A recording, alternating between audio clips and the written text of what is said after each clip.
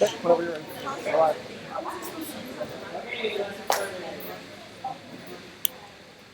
Hi, and welcome to the SSMU Executive Candidates Debate, the Winter 2016 elections. My name is Cameron Finch, I'm the CEO of Elections SSMU.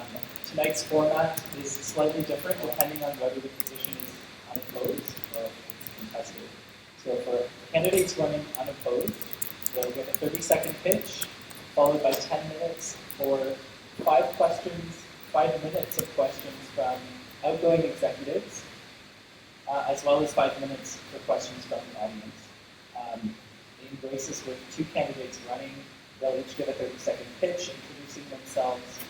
We budgeted 12 minutes for 3 questions each from outgoing executives. We're asking them to limit their responses to 1 minute per question. And there will be 4 minutes during which each candidate will ask the other candidate a question. So 1 question each to their opposing candidate, and then we'll conclude with 4 minutes of questions from the audience, and once again we'll be asking candidates to limit their responses to 1 minute, maybe 90 seconds if it's an easy question from the audience. And that's about it. So welcome, thanks everyone for coming, and thanks everyone for tuning in at home on the TV on live stream. So we'll start with Sasha Magler.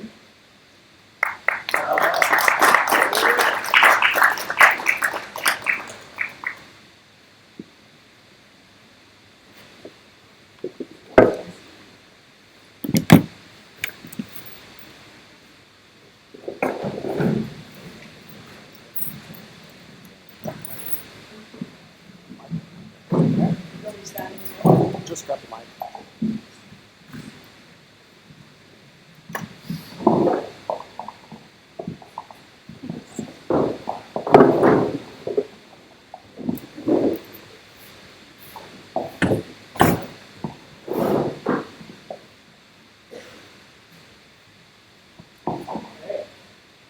Good to go? Okay. So I get a 1 minute introduction? 30 seconds. 30 seconds, okay. So hi, if you don't know me by now, my name is Sasha Magder. I'm running for VP Operations.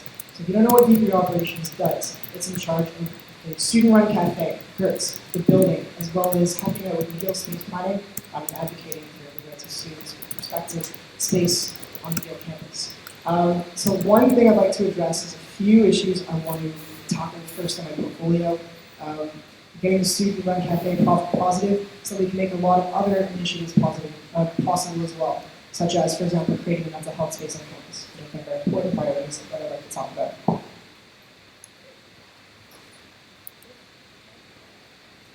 Okay, before we start with our questions, hi, my name is Kimber, I'm the VP Clubs and Services. This is Zach, Finance and Operations. Our positions have melded into the new VP Operations, so we're both going to be asking questions about parts of our current portfolio that will be in the new operations portfolio. So on that note, your first question.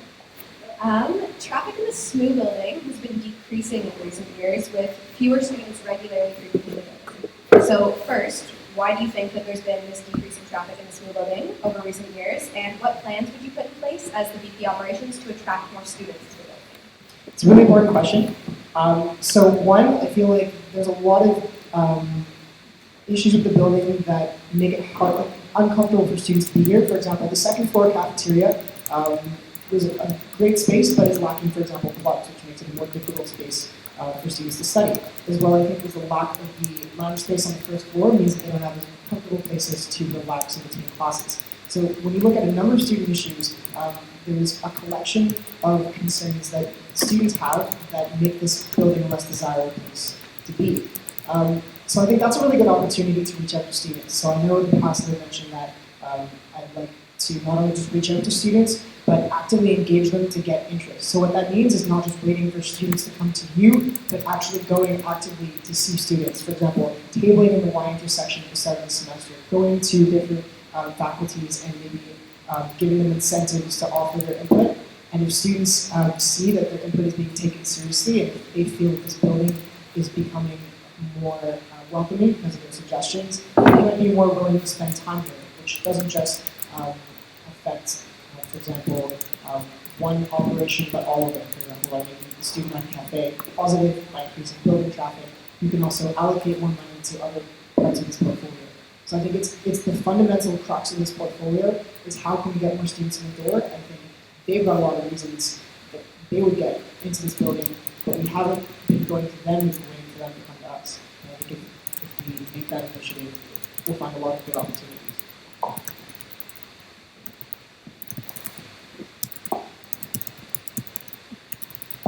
Okay. So as you know, the Nest and the student-run cafeteria, Smooth's food operation, ran a deficit in 2013 to 14, in 2014 to 15, and despite expanding in 2015 to 16, it's still budgeted for a deficit. In developing a business plan for the food operations, what specific steps would you take to make the operations financially viable while maintaining their relevance to students? Also a really important question. I think that it's actually directly related to the previous question that was asked. From what I understand, the profits on each item that is sold are positive. So it's as simple as getting more people to spend money at the student-run cafe, which is obviously not a simple task. But that can be accomplished by helping to increase building traffic. So that can be accomplished in itself as by some of the explanations I've given to you before. But also, I think it's important to explain to students why the student-run cafe is important. I think if students realize the relevance in its community, they might be more willing to support it, and spend money there.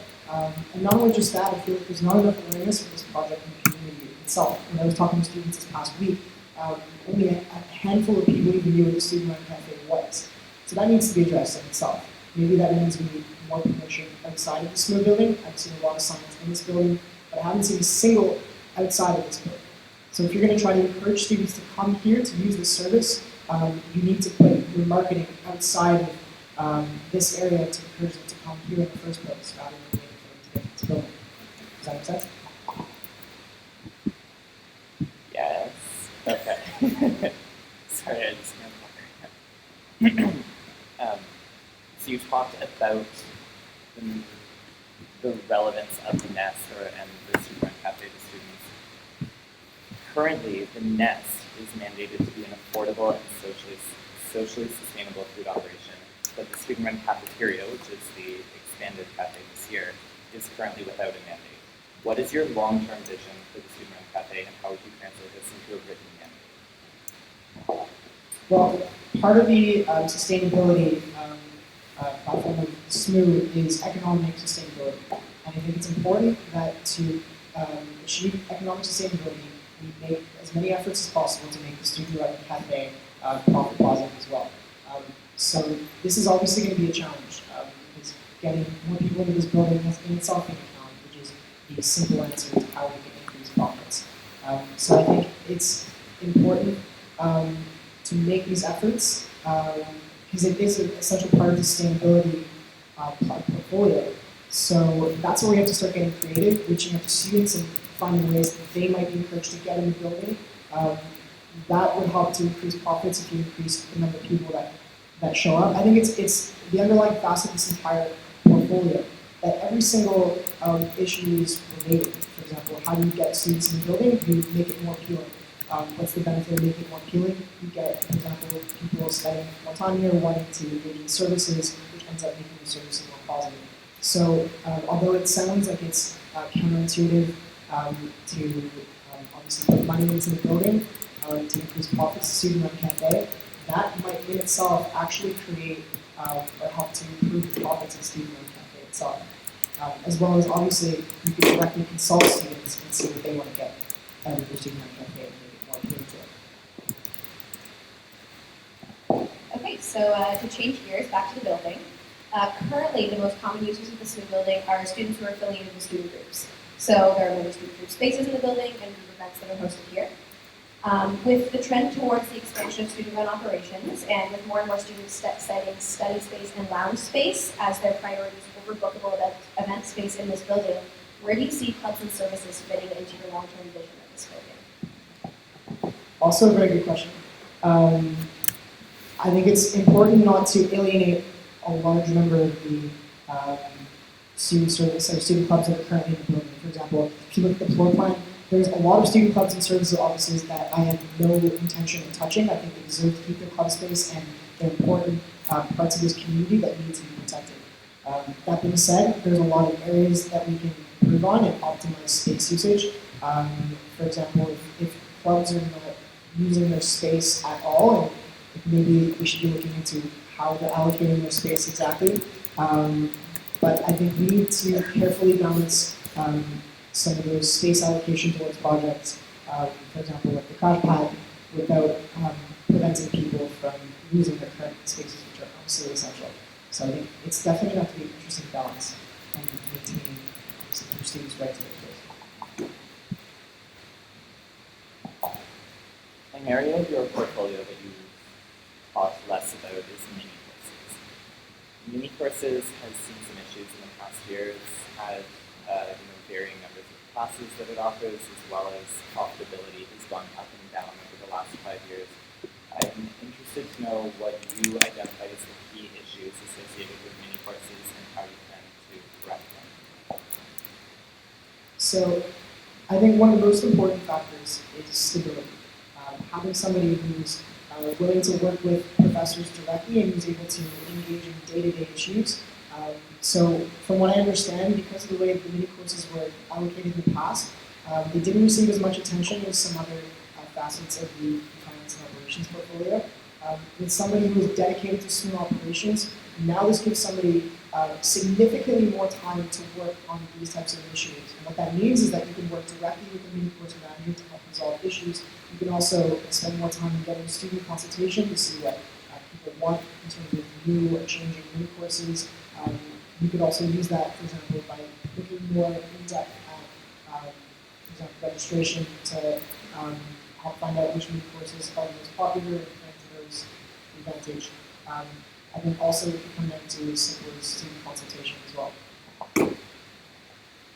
As a follow-up, what is sort of the first or most important action that you would take to improve mini courses? Like specific action. So, as I was mentioning before, this would be a really good opportunity not just to wait for students to come to us, but to reach out to students. So this doesn't just extend to space planning in the building, it also extends to operations and community courses. At the same time, rather than just only talking about, for example, building affairs, if you're making the effort to reach out to students, you can give them a wide variety of areas to give their input to smooth society. So for example, if you're doing tabling at the wider section, you might not want to just be talking about space planning, you might want to also be talking about, have you ever considered using mini courses? What are your thoughts on mini courses? What mini courses would you like to see? For that reason, I think, like I mentioned before, student consultation really is one of the most important facets of this portfolio to really make sure that students are getting what they want from society. Okay, and your last question from us for tonight. Sustainability, which primarily comprises environmental and social sustainability as outlined in the sustainability policy, is a new area of the operations portfolio that isn't addressed in your platform. What concrete plans do you have that would facilitate the integration of sustainability into the operations, so regards in the student-run cafeteria and the building at large? Thank you. That's a fantastic question. So for those of you who don't know, student sustainability commitment is based on, first of all, environmental, social, and economic sustainability. So these are all related to the VP operations portfolio. First of all, I think environmental sustainability is something that needs to be directly addressed. For one thing, I think it's important to notice that the sustainability policy hasn't been updated for 2015. I think this is something that absolutely needs to be updated to be given concrete targets. For example, one idea that was suggested to me was using the LEED certification as a long goal for evaluating the environmental efficiency of this building. This is something that we could incorporate into our sustainability policy as a facet of the VP operations portfolio to try to push this building towards being more environmentally friendly. It also works by, for example, social accessibility, making sure that even though the spaces that we have are technically accessible, they could always be improved, and we could work towards making them more accessible and, I guess, better than just good enough.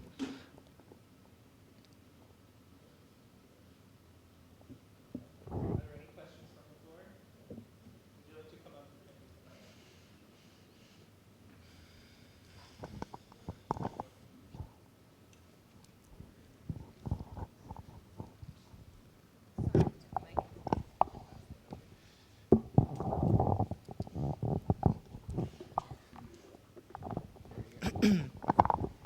Shall I say my name?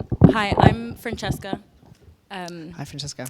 I have a question concerning what you were saying about like what you were going to do to make the SRC more economically sustainable. And I worry that by making it more like economically sustainable and by pushing for a profit, you'll be alienating a lot of students from actually accessing that food there, because a huge part of sustainability is the environmental and social sustainability. So I don't know, do you think that then making a profit is more important than having cheap and environmentally sustainable food on campus for students?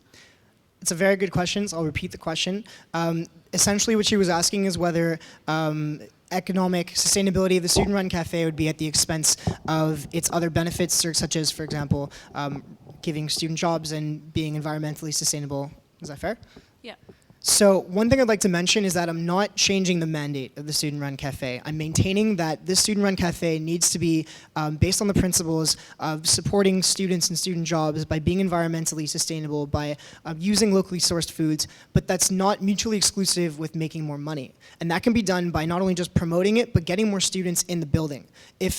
Since the profits are positive on each purchase, what that means is that if you have more purchases, it is possible to make this a profit positive institution.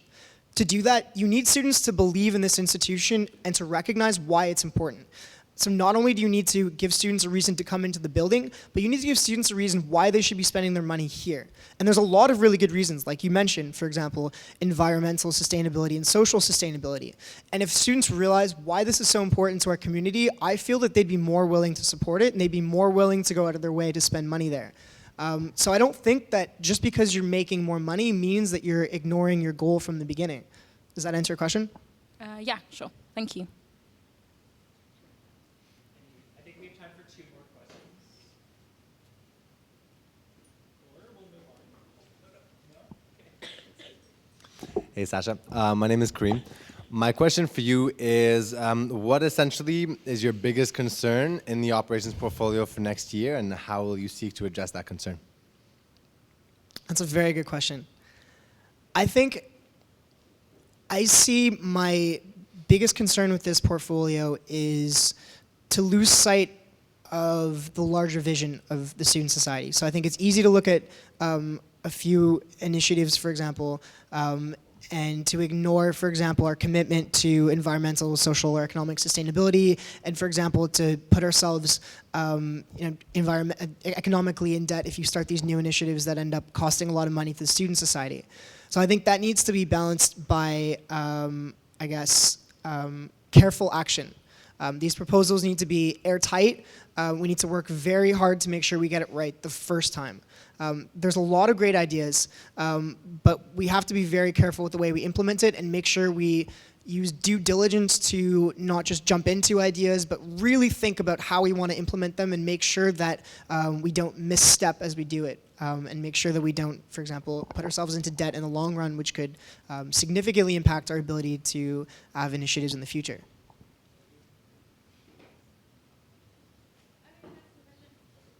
No one else is going. I got questions.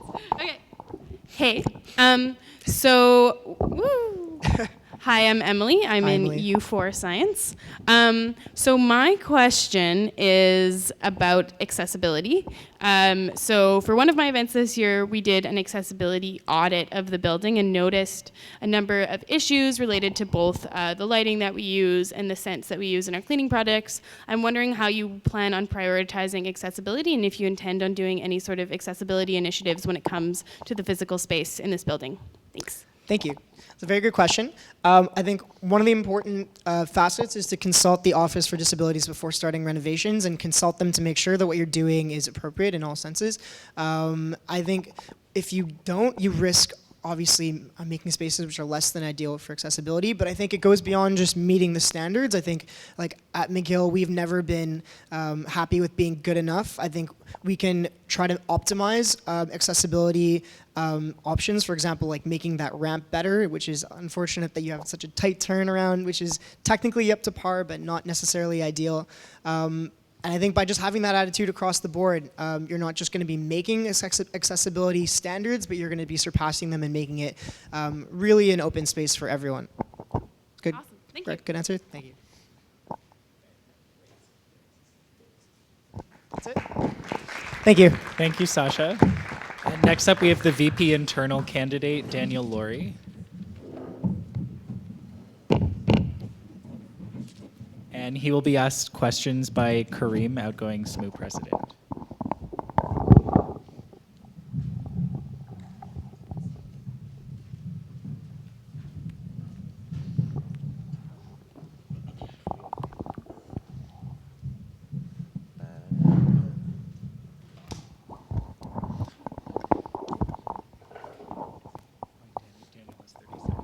Hi guys, I'm Daniel Laurie. I'm a U1 materials engineer, and again, the short version of my platform is, as I've stated before, I have 3 pillars, which are communication, organization, and trust. And through the combination of these 3 elements, I believe that we'll be able to improve upon the events that have happened this year in a way such as fixing floor fours, as in terms of fixing the way that students communicate with SMU, and and other failures of previous years, and basically increasing the diversity of the events portfolio.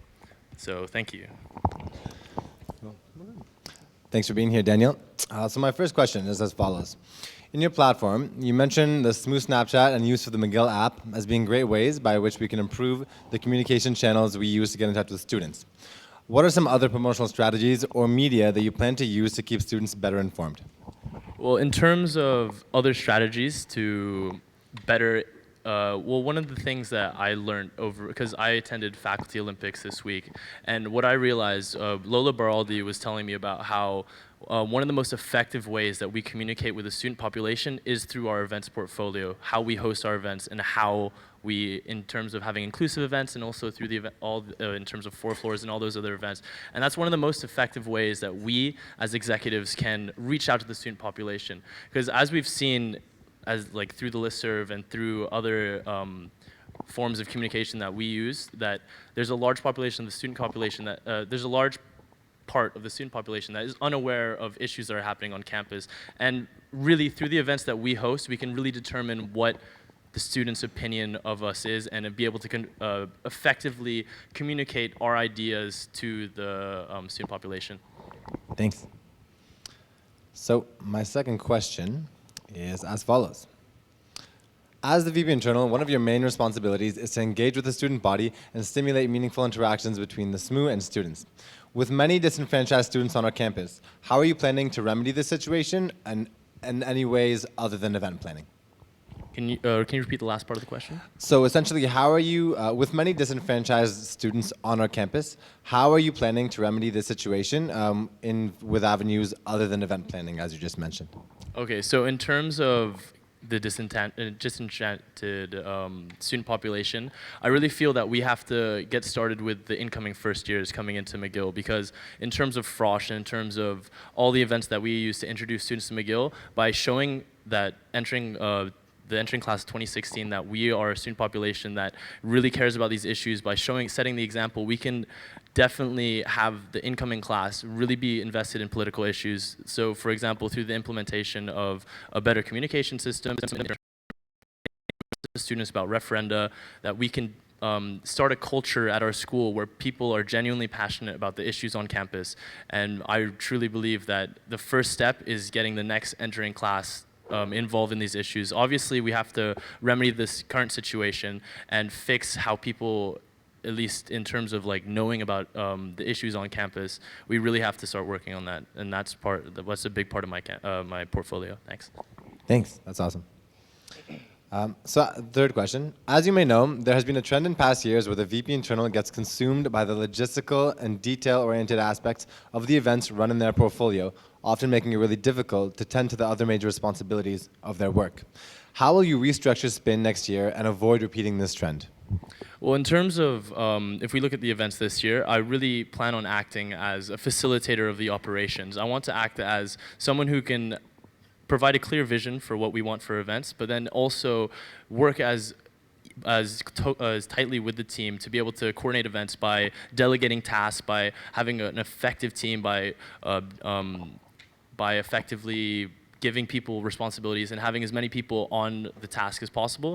So for example, in terms of Frosh this year, the logistical concerns are quite huge in terms of, if we look at last year, Beach Day, about 200 students were left without a bus to get to Beach Day, and this is one of the large problems. But as we're moving farther, as we're moving towards a more harm reduction role in terms of the VP internal portfolio for events such as Frosh, we'll be able to focus more on fixing the issues at hand.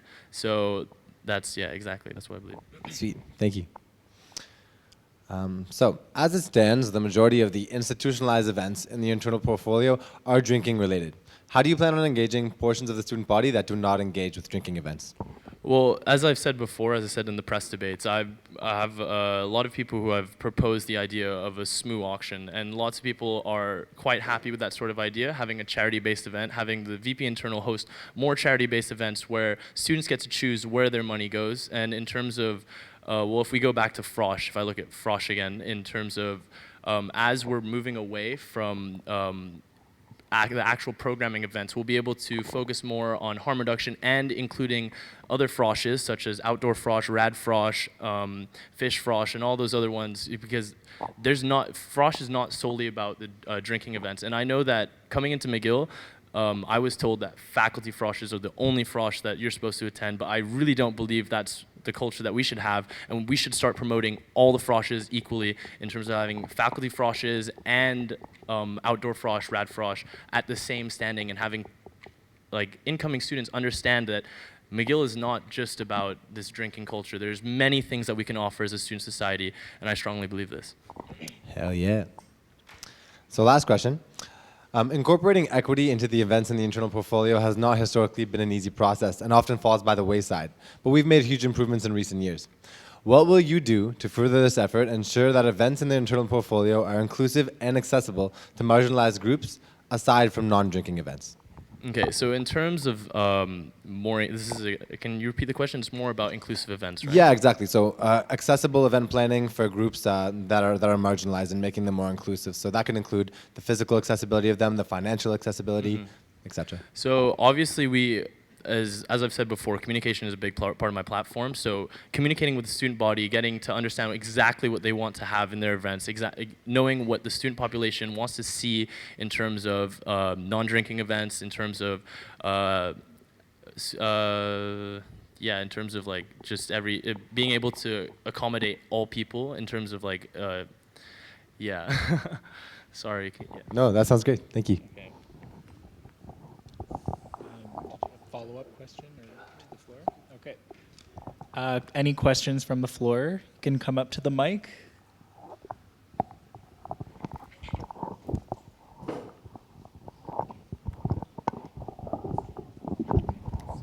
State your name. I am Benjamin, a student in the law faculty and law senator this year. You just talked about Frosh, and as a law student, we are traditionally not invited to the general Discover McGill activities, and we have our own faculty Frosh, but then we have almost no contact with other faculties, and then we don't even know much about what happened at SSMU in general. I do because I'm a senator, but it's hard to see what's the place of students in a program like law in the general SSMU membership. So what would you do to integrate better students? Like I don't think I'm the only faculty where we don't feel that well integrated. So what would you do to integrate better just law a clarification question. Am I allowed to have an open dialogue? Okay, so what exactly is the reason that the law is not included in Frosh? Is there a specific reason to that? I don't know the answer. Because they're usually much older than our students, so there are bigger, more sensitive liabilities in terms of the age difference. Okay, so from my understanding, because I have a couple friends who are in law coming out of CGIP, and they said that in terms of their Frosh, they have access to like guest speakers and other things like that. But I do look forward to working with you in the future to incorporating the law students more closely into Frosh, having them participate in Engineering Week, because then again, we are all about inclusive events and having everyone available, everyone able to participate. And in the future, we can have talks and work on this in the future. Thanks. Hi there. Hello. This is a concern that was shared to me by a couple international friends of mine that are international students. Basically, it concerns Frosh, and it was several years ago now for me, like my first Frosh and their first Frosh, but they told me about their experience and specifically how it can be pretty alienating sometimes from people who come from outside of North America, for example, from cultures who maybe like are not used to, like some of these people have never had a drink in their life before, or have not, perhaps like not even have sex before, like have not even had like that sort of education in their lives, or like either through their parents or through school. Like it can be a significant culture shock to even see like, for instance, just like condoms and lube in your bag for Frosh. And as it currently stands, it doesn't seem to be like too many alternatives that take that into account. There is like Rad Frosh, for instance, that serves as an alternative to people who don't want to partake in regular Frosh. But other than that, I don't really see any. So I was wondering like how much this is a problem to you, and like maybe like what are your plans to possibly address that? Okay, so I'm personally an international student, so I completely understand where they're coming from. When I came to Frosh, when I came to McGill, I had no idea what to expect of the school. It was my first time in Canada, and I was personally surprised that, well, in terms of coming from a more conservative nation, more conservative country, the Philippines is a Catholic nation, and having they have bans on birth control and stuff like that. So coming to an environment where all this was so open and so free was definitely a shock. So in my opinion, one of the most important things to address this issue is getting the word out beforehand, communication beforehand, in terms of having people aware of what Frosh is, but then also promoting the other alternatives to Frosh, such as Rad Frosh, because I know that in terms of the faculty Frosh, it is heavily based on drinking, but it is not the sole option for people to join. I have friends that do not partake in drinking alcohol, and they found their experiences with outdoor Frosh and Rad Frosh to be some of the best, and they had the best time. So I genuinely think that as a VP internal, we should definitely start promoting these alternative Froshes way more, so that we can get the word out that McGill is not just simply about the faculty Froshes and drinking events, but we should have that we have alternatives to these, and we include everyone. Thank you. Just maybe a follow-up question. So you're open to the possibility of having an alternative Frosh for international students? In terms of having an, I'm personally, in my opinion, I don't think that would be feasible because of the logistical concerns, at least. But I feel like that we can definitely start trying to implement that further into Frosh planning, such as on the first day of Frosh, there could be more of an international focus. If you're an international school student, you should definitely be addressed and have these issues addressed to you immediately. That's super. Thank you very much. Thanks. Hi there. My name is Marina Smales, and I'm the science senator. I have a question about, you mentioned that you're interested in supporting alternative Froshes in terms of what people expect out of their Frosh and what events they want to take part in. I am concerned a little bit about kind of segregating into specific alternative Froshes, so I'm wondering if you have any particular plans on how to integrate people into the faculty Froshes in a way that allows them to participate in Frosh the way they want while still participating, for example, with a lot of their fellow students in science, for example. So in terms of that, what I've heard, as SSMU's moving further away from the programming of the actual Frosh events for faculties, we still have the role of harm reduction and such, and we can definitely start trying to have, because I know that in Frosh, that there are groups within the Frosh system, when you're organized into groups, there are certain groups which are non-drinking groups, underage groups, and by promoting those more and having people aware that these exist, that we can definitely help facilitate for that and have everyone have a great time at Frosh, because I know I did. Thanks. Lola Beraldi, U4 Arts. Hi, Hello. Daniel. So one of the most recent communication initiatives of the VP internal portfolio was the establishment of an online calendar that kind of has the potential that right now the only submissions, to my knowledge, are events that are submitted to the listserv, but this could potentially be a hub for all events happening on campus and have submissions from faculty and departmental organizations and even events thrown on by the administration. As a student, this was something I looked for when I came to McGill. So I'm just wondering if you would make this a priority and how you would kind of promote and outsource this calendar in a way that anyone can submit it and not just submissions to a listserv. Thank you.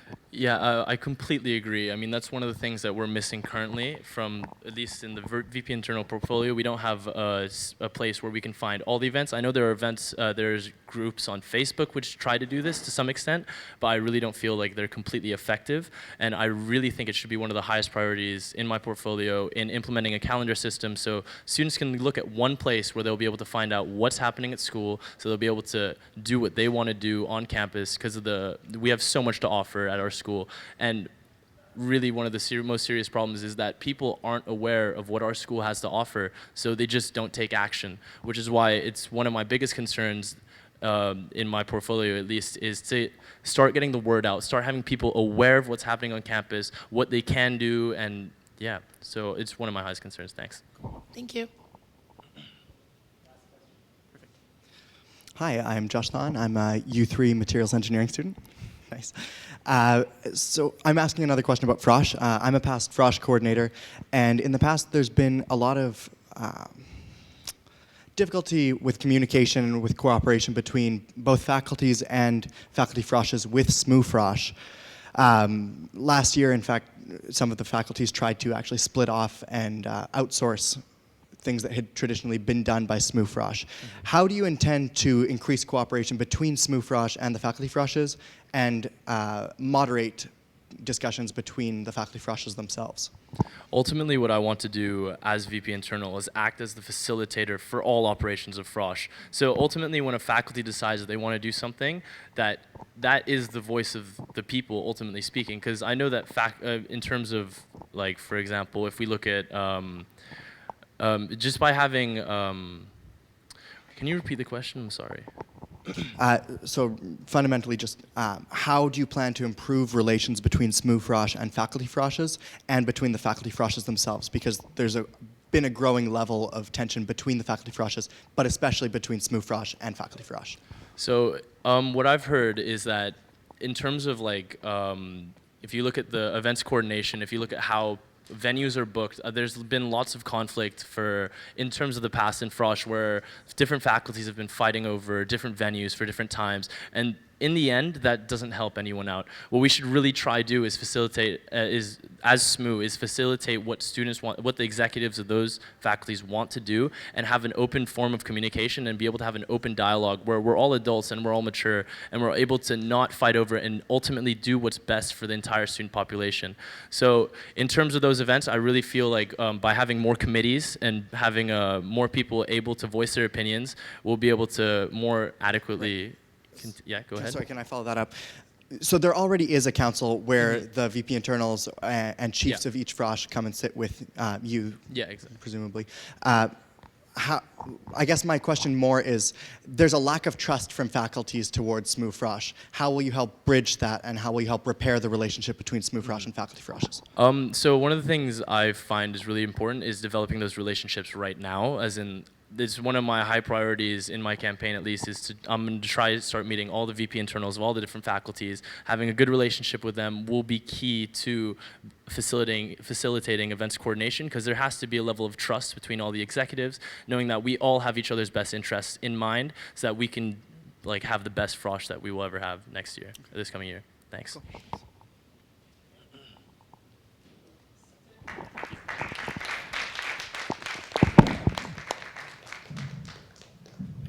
Next up is VP University Affairs, candidate Aaron Sobat, who will be asked questions by Chloe.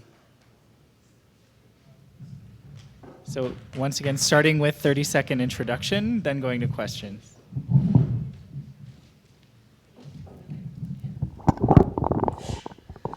Hi everyone, my name is Aaron Sobat. I'm your candidate for VP University Affairs. I'm a current undergraduate arts senator, as well as a SMU counselor, and last year I was the VP academic of the Arts Undergraduate Society, as well as the SMU Library Improvement Fund coordinator.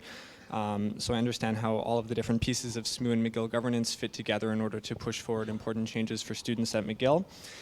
My platform highlights a number of important areas in student advocacy, including mental health. I want to look at improving the university's medical note policies, empowering students through a Know Your Rights campaign, addressing McGill's reliance on ancillary fees, and working for more Indigenous and equitable course content. Thank you.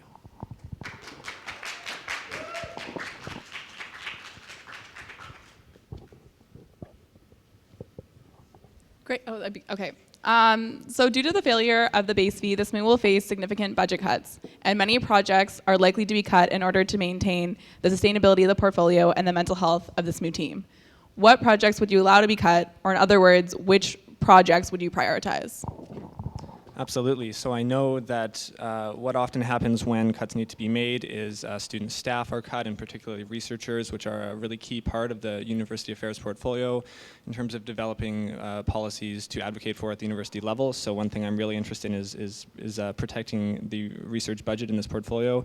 For example, we have an outstanding mandate to develop a policy around unpaid internships from the winter 2015 GA, and that's something that I would like to see developed over the summer to be presented at Council in September. And I think that if we don't have researchers to take on those kinds of projects, it's simply going to fall on the VP University Affairs, which I am prepared to do if elected, but I think that it would require balancing what those main priorities are. So I think that unpaid internships is one. I think that moving forward with the sexual assault policy is key, and there is an upcoming review of the Office of the Dean of Students, for which the student senators know. I think the research piece will be important, as well as looking at a workable model for the mandatory Indigenous course content as was passed at the winter 2016 GA. So looking first at those mandates that have come from students and those key priorities in the portfolio. I am actually working on the policy for the unpaid internships. Thank you for the reminder. How do you balance developing a good relationship with the administration and pushing forward your agenda as a student representative? Absolutely. So I think you know when to be real with them, when to call them out, when you don't feel that they are adequately making decisions that are in the best interests of students. I think that it's very easy, often the James Building, when you're concerned about things like alumni relations and fundraising, that sometimes you forget what the experience is of students on a day-to-day basis. I think also finding allies in the administration is really important for pushing forward student priorities. So those who work most closely with students very often and who understand, again, what our priorities are and are willing to voice those to the upper administration. When it comes to Senate, I think using that venue as much as possible to share student priorities, since it is so faculty and administratively dominated. So I think not being afraid to speak up on those things, but also knowing who to work most closely with and who to get on your side. Great. What would you do if a decision was made that you disagreed with and you had to work with that specific administrator? That's a decision of the university. Yeah, but you have to work with the specific administrator who made the decision, and it's within their jurisdiction, aka you can't look for allies. Absolutely. There are many decisions made by administrators at McGill which I have not agreed with and with whom I would have to work. I think that is simply a part of this position that one has to live with on a daily basis. So I think my experience sitting through those meetings and hearing rhetoric that is so far removed sometimes from the student experience is important to kind of steel yourself, but also at the same time keeping in mind what the real student priorities are and not kind of falling into some of the bureaucratic speech that we hear a lot of the time. But yeah, I think meeting very early with those key individuals and top administrators to establish some sort of rapport at least, and be very clear, I think, from the outset what we will be advocating for over the coming years, so that they have no illusions, I think, about what's coming. Great. How do you plan to increase the visibility of the University Affairs portfolio, and particularly the side about Senate and advocacy, and how engage students, especially considering that most of it includes long, boring documents that students don't necessarily enjoy reading? Absolutely. So one piece of my platform is and I think that centers around three things: communication, consultation, and mentorship. So this year, a Facebook page was launched for the University Affairs portfolio. I would like to, and a website is in development. I would really like to see those launched along with a listserv for representatives on university committees in order to coordinate the information that is going out. I'd like to promote, for example, the Facebook page early on in the year to get more likes so that students are seeing what we're sharing around university advocacy and doing so in a kind of digestible way or a way that makes sense to students. I don't think it's useful to talk about what was done at the Enrollment and Student Affairs Advisory Committee, but I think that students understand more if we are advocating for changes to the McGill medical note policy, which is something that goes to that committee. So knowing how to pitch those issues, I think, is important, and also making some more space for face-to-face interaction with students. I really enjoy tabling because that's an opportunity to talk to students about what their priorities are and find some common ground usually in terms of what SMU is doing, because I think that that work is generally underappreciated and not known. Great. So last question. How do you respond to the belief that some share on campus that equity is inaccessible? And what role do you believe SMU equity should have on campus? Absolutely. I think I would clarify and say that I think a lot of times discussions around equity are inaccessible to those who maybe feel that they don't have as deep or as working a knowledge in that area. So for example, during the most recent social justice days, there was an event around allyship that was kind of designed as a space for those who do feel less comfortable with that language and having those discussions. So I think continuing those kinds of events are really important, as well as centering events around current events and key issues that do have students' attention, because I think that is an opportunity to engage. But generally, I feel that SMU equity should play more of a coordinating role, working with the faculty equity committees that we have with many associations across campus, which very often deliver a lot of programming already. So I think not replicating that, but ensuring that we can be a support, whether that's funding, which already exists, to the SMU equity fee, which is up for renewal, as well as through providing logistical support, and also I think working with those groups on advocacy priorities on a faculty level, because so much at McGill does happen almost kind of locally. Thank you.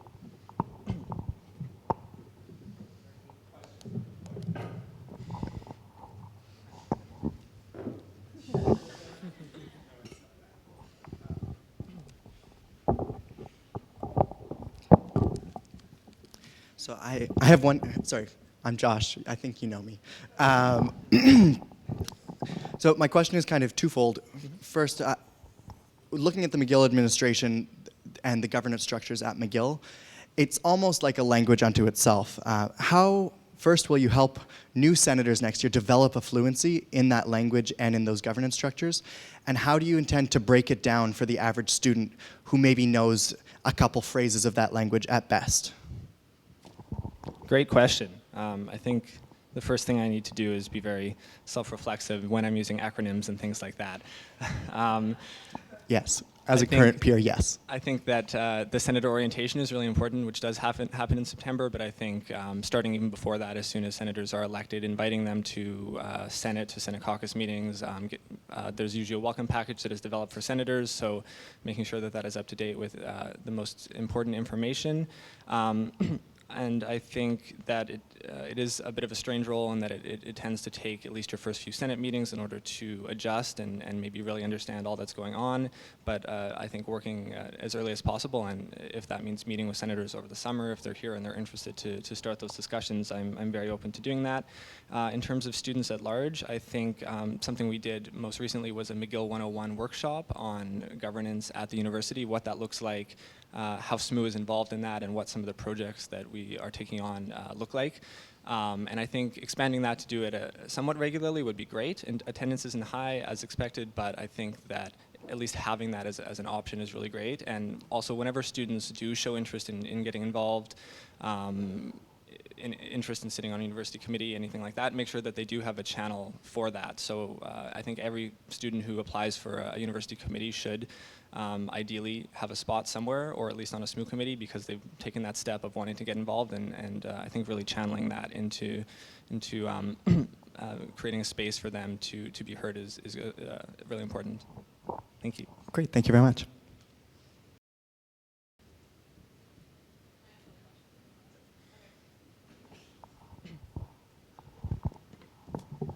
How do you plan on taking care of your mental health this year and avoid burning out? Thank you for that question. The first thing I'll do is take a break at the end of April before training starts, because I know that that's a very intensive period, and I think it's important to take a step back before diving in for an entire year. Certainly, I want to have conversations with all of the senators and with the staff in the portfolio about what they do for self-care. I think I really enjoy things like cooking and making time for that, so I will do my best to work these things into my schedule so that I do have time for myself, but I know that it is an extremely demanding portfolio, and I have worked with several VP University Affairs and seen that firsthand, so I do hope that I'm as prepared as that for that as I can be, which may not be saying very much.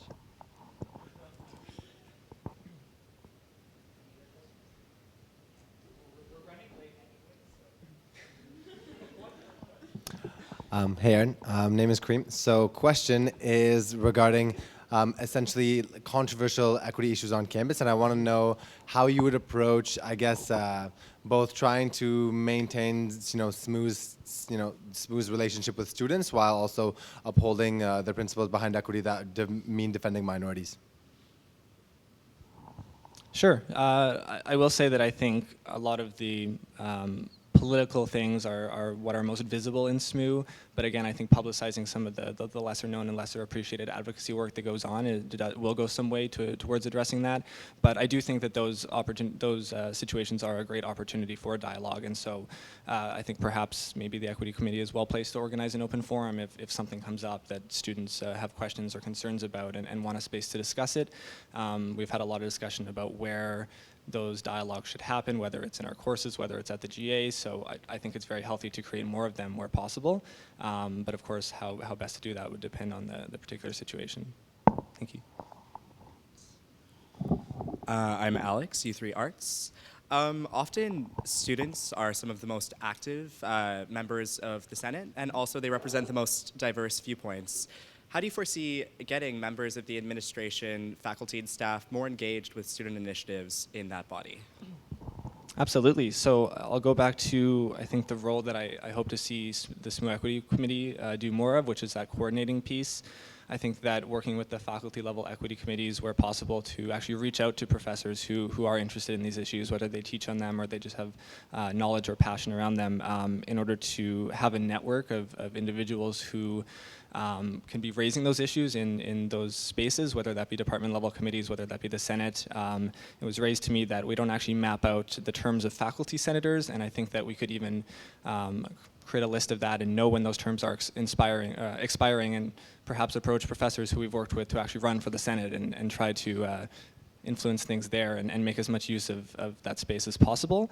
So I think it involves getting those people on our side, like I said, and not being afraid to speak frankly with those who perhaps do not agree or do not see those issues as a concern, and definitely to bring forward voices that are less frequently heard. For example, recently there was a survey on discrimination on campus several years ago, actually, which we're hoping the results will be released for, and I think that there's some really great data in that a lot of administrators should see. Thank you. Thanks.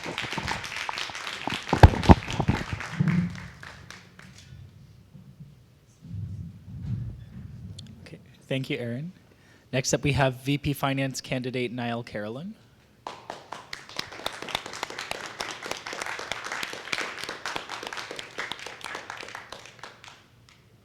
So he's going to give a 30-second introduction, followed by questions from the VP Finance.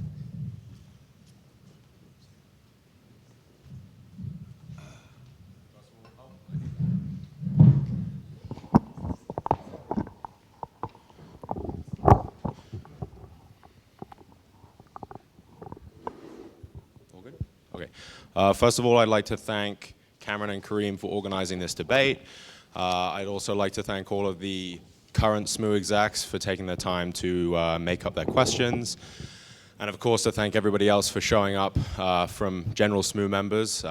You know, you're the kind of people who help this process be what it is, so thanks very much.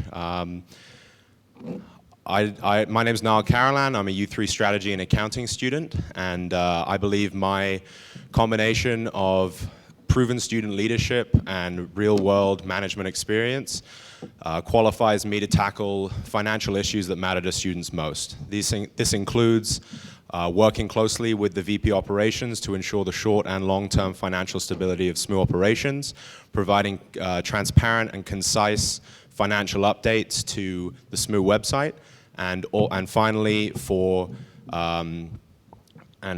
to streamline the club funding application process for both club applicants and funding committee members.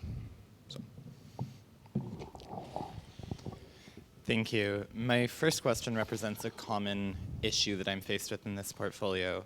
One of the challenges of this position is that you are simultaneously tasked with supporting student groups and other individuals, other executives, etc., but particularly supporting student groups, and you are tasked with ensuring that the financial procedures and all of our financial regulations of the society are being followed. Quite often these mandates can seem to be in conflict. How would you handle this conflict and ensure that you're able to best support student groups while also enforcing the SMU's financial regulations? For sure. Thanks for your question. I think that most importantly, the regulations do need to be upheld to the point where SMU can continue to be financially sustainable and continue to provide all of these services to students, whether it be through club funding or through direct SMU services. So I think it is important to be respectful of those regulations. However, I believe it's equally important, if not more important, to deliver to students on what they want. So whether that's a particular event, a particular service, or whether it's to do with club funding, I think that we most importantly need to work with the regulations that we have and to respect them, but to also to put the needs of students first. And so not just necessarily skirt the regulations, because that could lead us into financial difficulties, and if we're in financial difficulties, we won't be able to provide to students as best as we want. And I think that's the ultimate goal.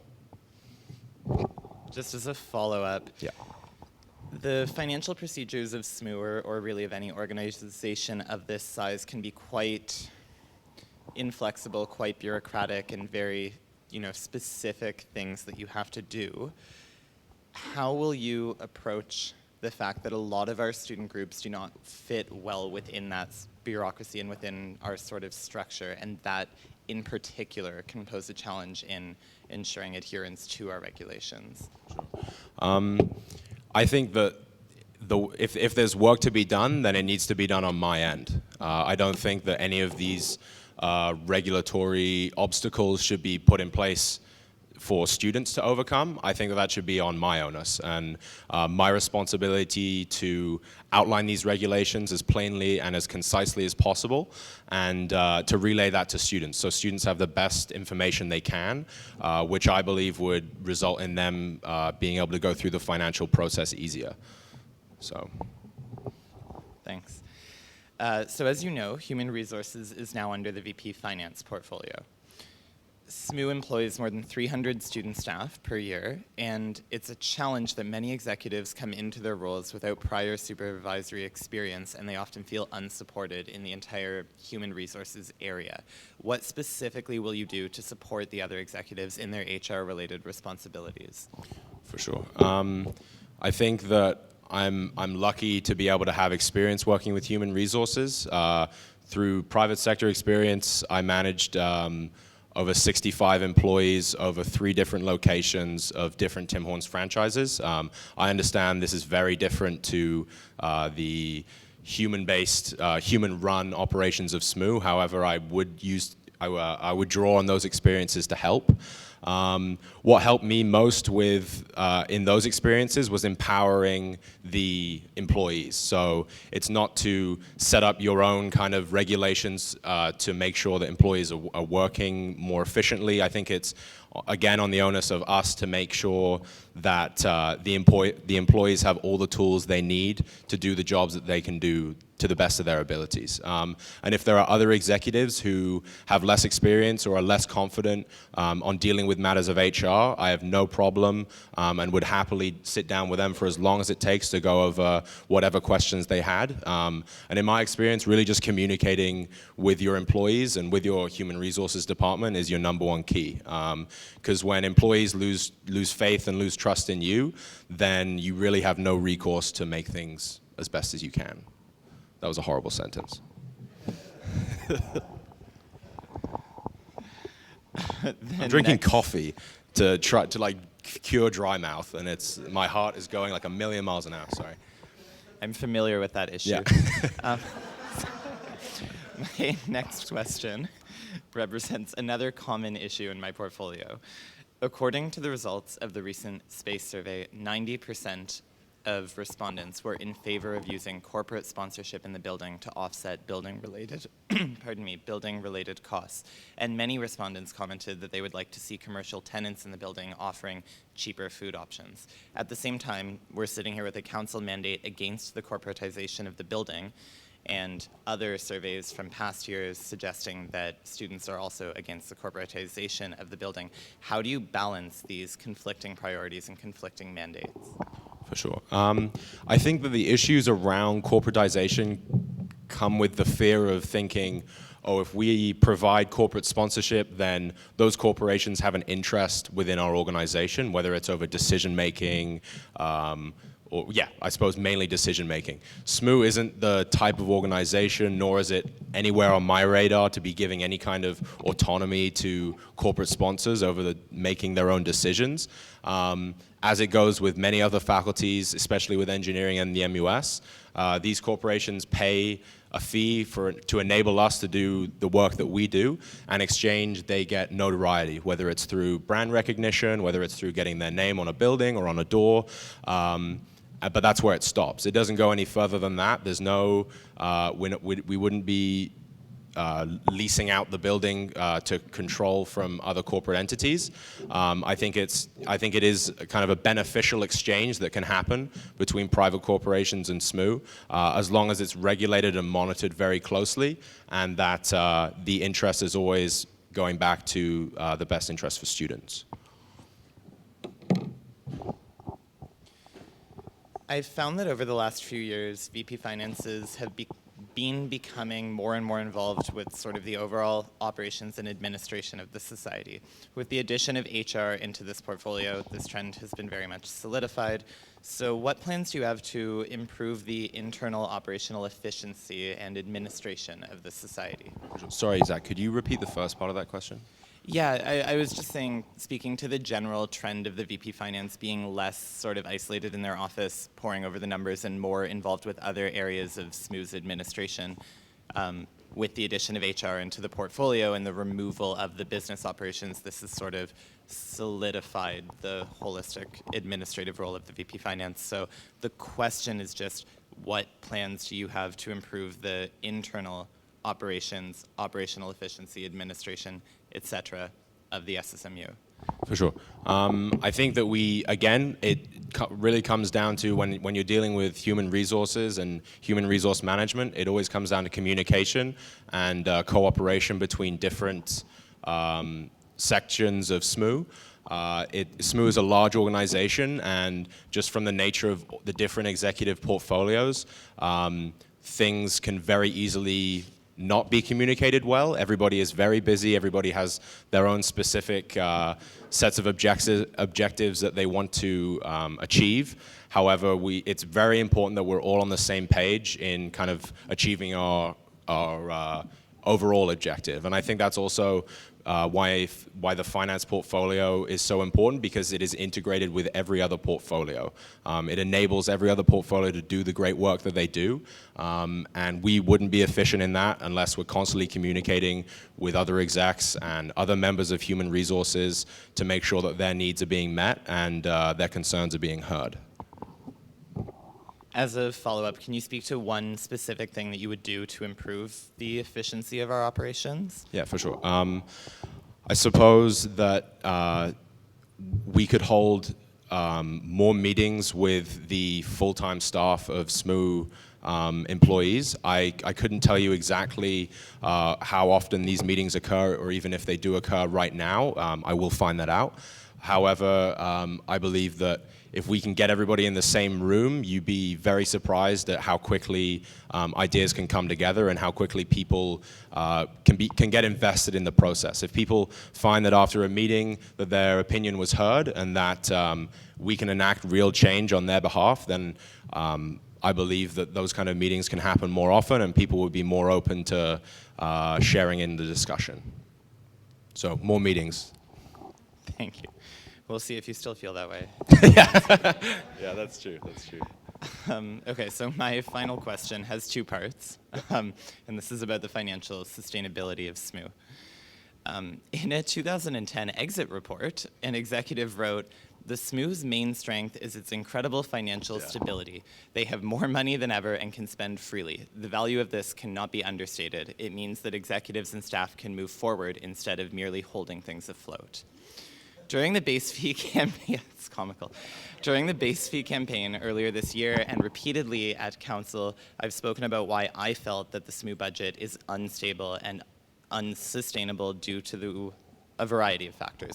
Earlier this year, council invoked an exception in the internal regulations to approve a budget without a $50,000 transfer into the capital expenditure reserve fund, meaning that we are now depleting our financial reserves.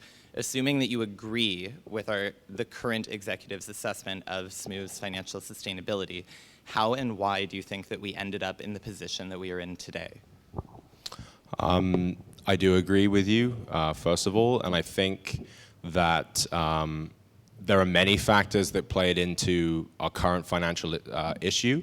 However, I believe that one of them, at least on the SMU operations side, was to do with the student-run cafe. I want to say on the record that I think the student-run cafe is an excellent initiative, and based on the consultation that was done to students, I completely agree with its mandate. However, with any business or any kind of enterprise that you enter, you can't expect it to be profitable from day one.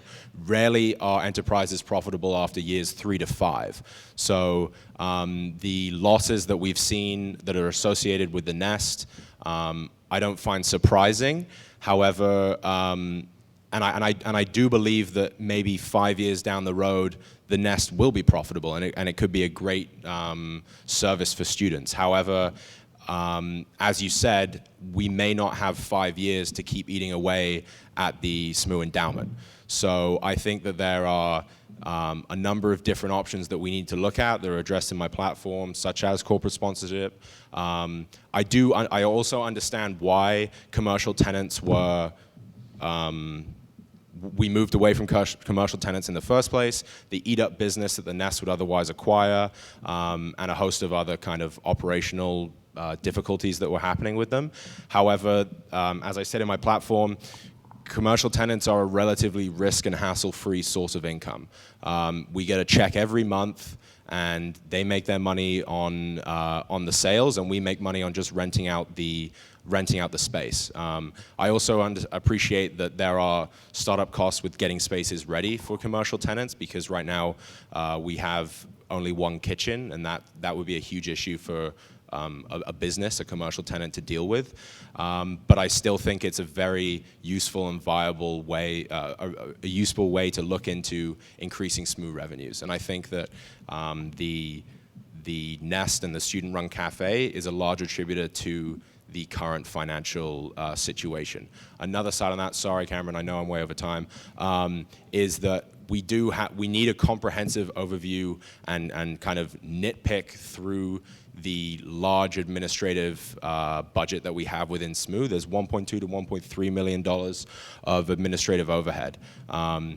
Now, I don't take those decisions lightly. These are people's real jobs, and the last thing I want to do is put people out of a job, the very last thing. However, there are a number of different avenues we can go towards reaching the same goal, and ultimately the first step is to have a comprehensive review of the budget on top of the operational issues as well.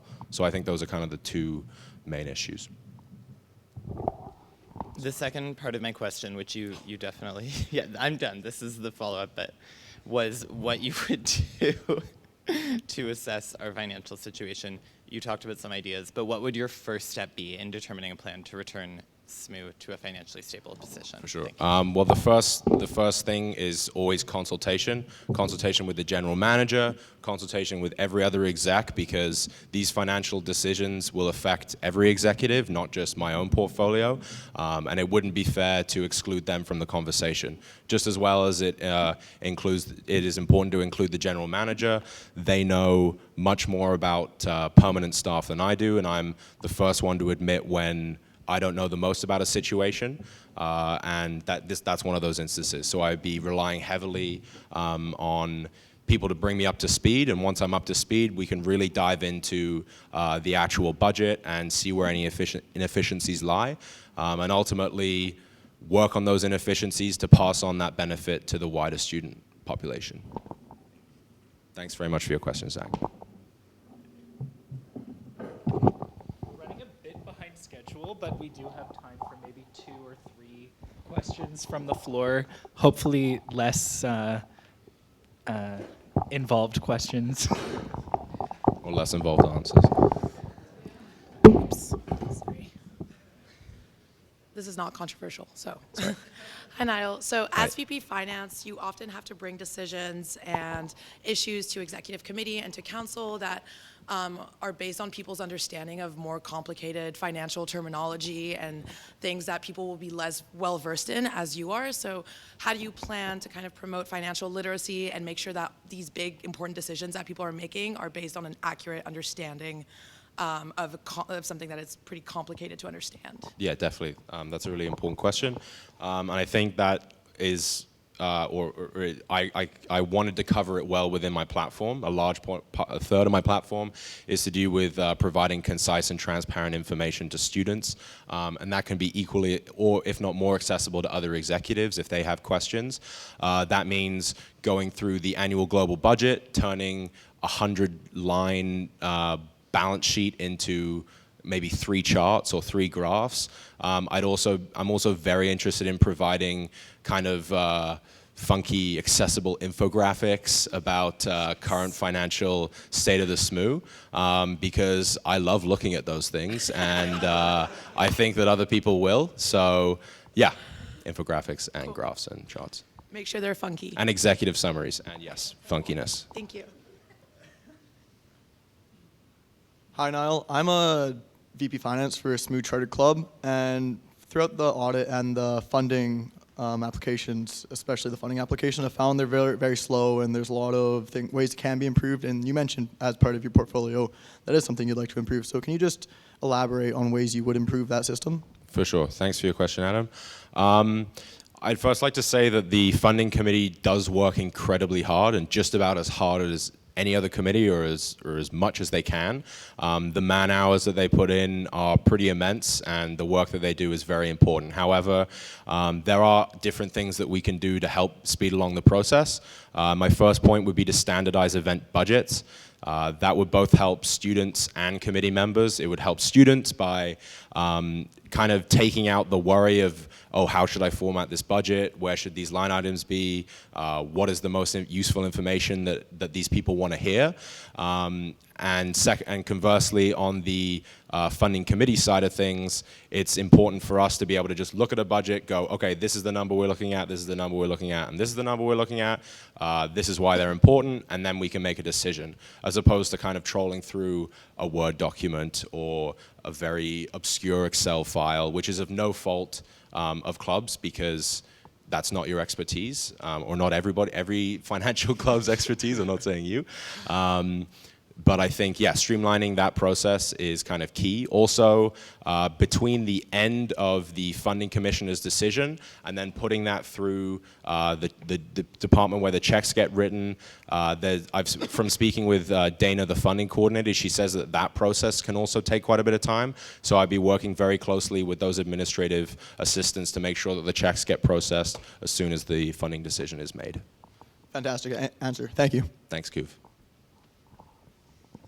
Thanks. So with the failure of the base fee, pretty much everything's on the chopping block. And that includes student staff, that includes all the executive portfolios. And I'm wondering, how are you going to decide which projects get slashed? Because I'll tell you right now, you're gonna have 6 executives banging your door, all telling you that, my projects are the most important. I'm gonna tell you that equity, indigenous affairs, student research, and mental health are all like the #1 priorities. Yeah. So how are you gonna decide when you have to make those hard choices? Yeah, that's a really difficult question. I don't have the personal expertise to say whether Indigenous affairs or whether sexual assault awareness, whichever of those are more important, and I wouldn't say that. However, I think it is important to look at the budgets of these events. If there are 5 different events that I can put on, or sorry, not that I can put on, but that I can fund, the same compared to one massive event, then I think it's really a question of looking at how much the events affect students' lives at McGill. And if there's events that are cost effective and that don't cost a lot of money but can do great things to improve student life on campus, then I think we should go ahead with those. And then on the other side of the coin, I think that if there are events that are expensive but also have value and help out students, then we should just be working together to find to make that event as cheap as possible. There are always operational inefficiencies in any event, and if it means that I can sit down with another executive to plan out the budget better, or to find more cost-effective inputs or more cost-effective materials, then I'm all for that. And I think that's probably, there's no easy way of going about it, but I think that's probably the best. So, all right, cool. Okay.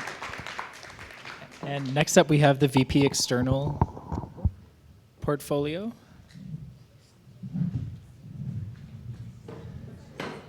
So we have David Aird. Is Alexei here tonight?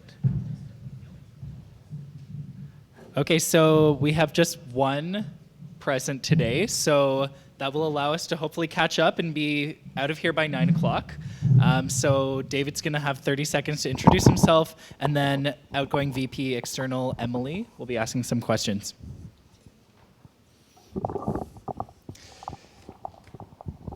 Hi everyone, thank you all for coming tonight. I was expecting to have a debate, but instead I'm just gonna talk about myself for about 15 minutes. The job of the VP External is to manage SMU's relationship with all external bodies, especially different levels of government, like the provincial government. I would be a voice for students outside of McGill, represent their interests, represent their values, and also to facilitate the functioning of student advocacy on campus in general. I think I have the right experience for the portfolio. I've been working for the current VP External for the past years. I've also taken a keen interest to things that were not directly within the purview of my job.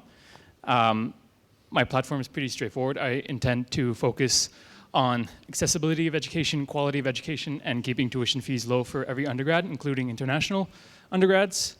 I'm also very much aware and very much concerned with every single aspect of the portfolio, including Indigenous affairs, Francophone affairs, and community affairs.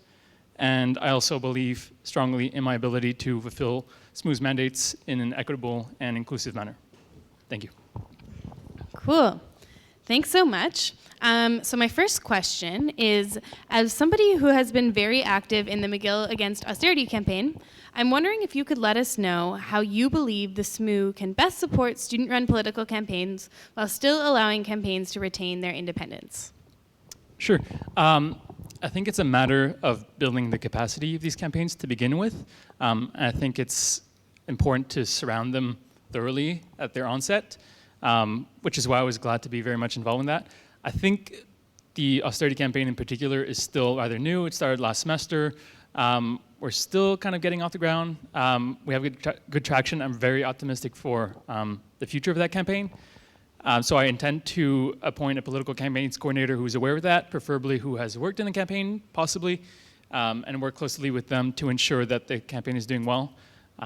As for letting them retain their independence, I think that once they've become sort of self-manageable, self-sustainable, that they have their own thing going on, their own ways of disseminating information, their own network set up, their own way of doing things, I think it's okay to take a step back and focus on possibly other projects at that point. Cool, awesome. So my second question relates to current events. So many media sources have recently reported that the Quebec government may potentially deregulate international student tuition, allowing universities to raise international tuition rates by 25%. Given the SMU's mandate to fight against all tuition increases for international students, how would you go about resisting this policy change? Absolutely.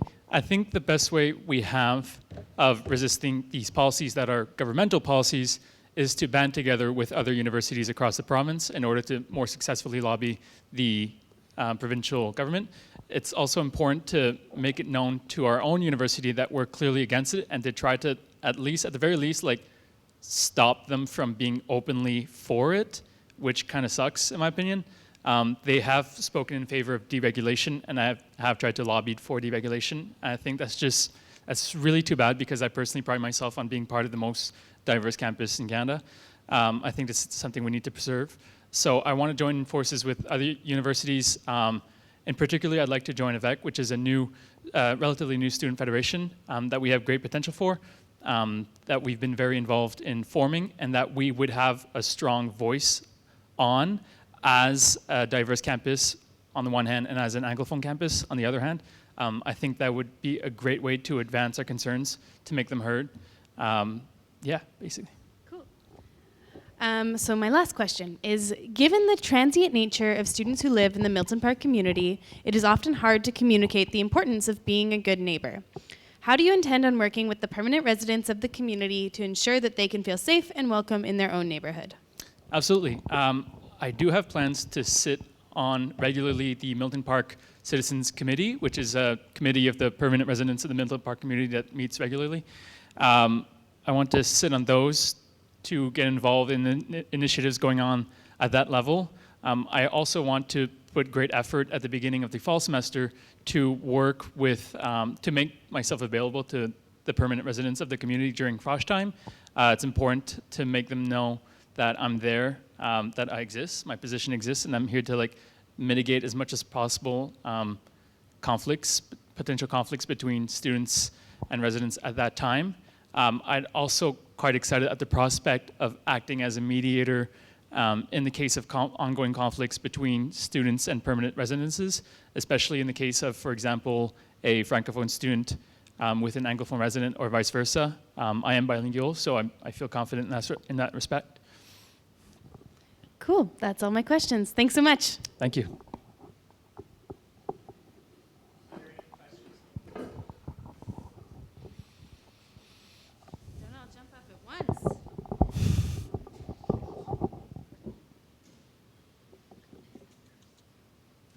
Hey David, Kareem here. So as you know, the external portfolio is mandated to support campaigns, and some of these campaigns have been known to be extremely divisive on our campus. What role will you play as, on the one hand, a SMU executive who is tasked with, representing the student body and endeavoring to make sure that students feel safe on campus, while also supporting campaigns that are, grassroots initiatives also done by students? Mm-hmm. One of the main reasons that is not personally too alarming to me is that I do strongly believe in my capacity to reunite people, to be diplomatic, to seek compromise, and to be understanding. I intend to absolutely bring those skills to the table when comes a time to potentially mitigate conflict. I think that Emily's done a great job, for instance, during the climate change motion, to address the concerns of certain students or faculties that had an interest in being against that motion. I think that's important to notice, and I'd like to do justice to that work. I'd like to continue that tradition. I think that the current campaigns have done a good job when it comes to not alienating other student bodies, and if that has been the case, I think it's important to address those. I do intend to actively listen and to have a rather open door policy on those type of things, to basically make sure to mitigate as much as possible the divisiveness in these campaigns. I do also intend to focus mainly on things that I think affect us as university students in general, mainly austerity measures and budget cuts and accessibility and quality of our education. As for other things, I think they're doing a fairly good job right now, and I intend to give them all the institutional support they need to continue.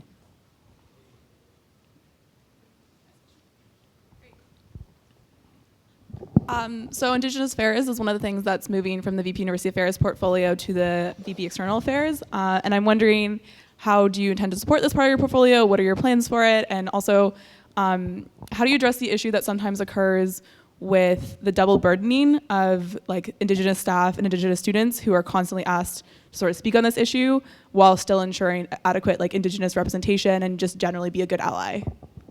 Did you say double burning? Sorry. Double burdening. Sorry.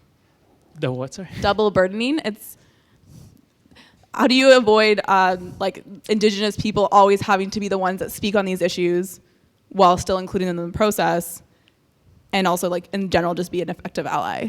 Right. I think there are other initiatives happening on campus that are not originating in the Indigenous groups on campus. I think it's important in that respect to make sure that if these initiatives are happening, that at least all Indigenous groups on campus are made aware of these, at the very least, and that they have a say, which is why I'd like to institutionalize a very basic consultation process when it comes to Indigenous affairs. I have in mind like the last motion that was in support for women title holders at the last GA.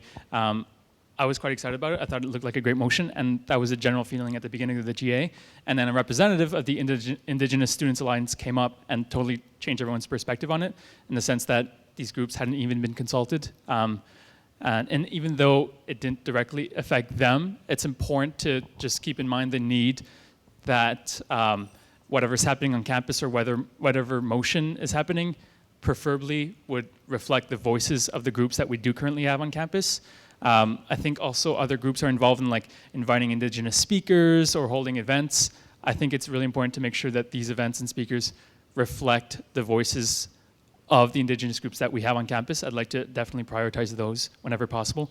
I've also started establishing the base for a working relationship with these groups. I've reached out to a representative from the Indigenous Students Alliance, the current Indigenous Affairs coordinator, who's currently working under the president, and the University Affairs.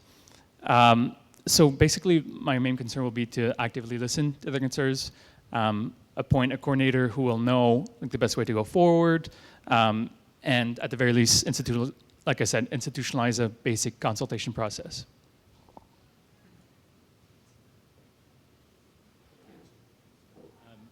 Seeing as we are behind schedule, if there's no further questions, let's thank David. Thank you very much. And I'll invite the two presidential candidates to the stage.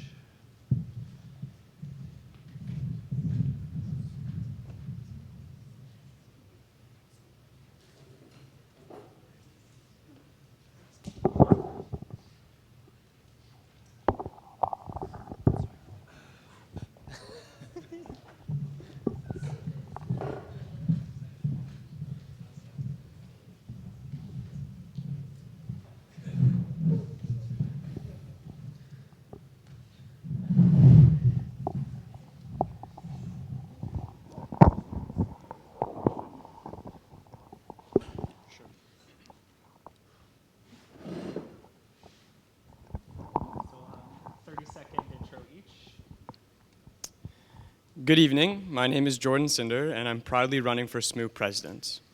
Now, I think McGill University is a great school, and I think we have a great student body. But that student body, myself included, is tired. We're tired of repeatedly electing presidents from the same group of people. We're tired of campaigns which promises more committees, increased student fees, but then fail to increase quality of student life. And we're tired of an executive government that repeatedly takes stances on motions, on ideas that don't represent the ideas of our student body. The problems within our SMU, the problems inherent to our SMU, are not going to be fixed. They're not going to be changed by the same mentalities that created those problems to begin with. And that's what my campaign offers.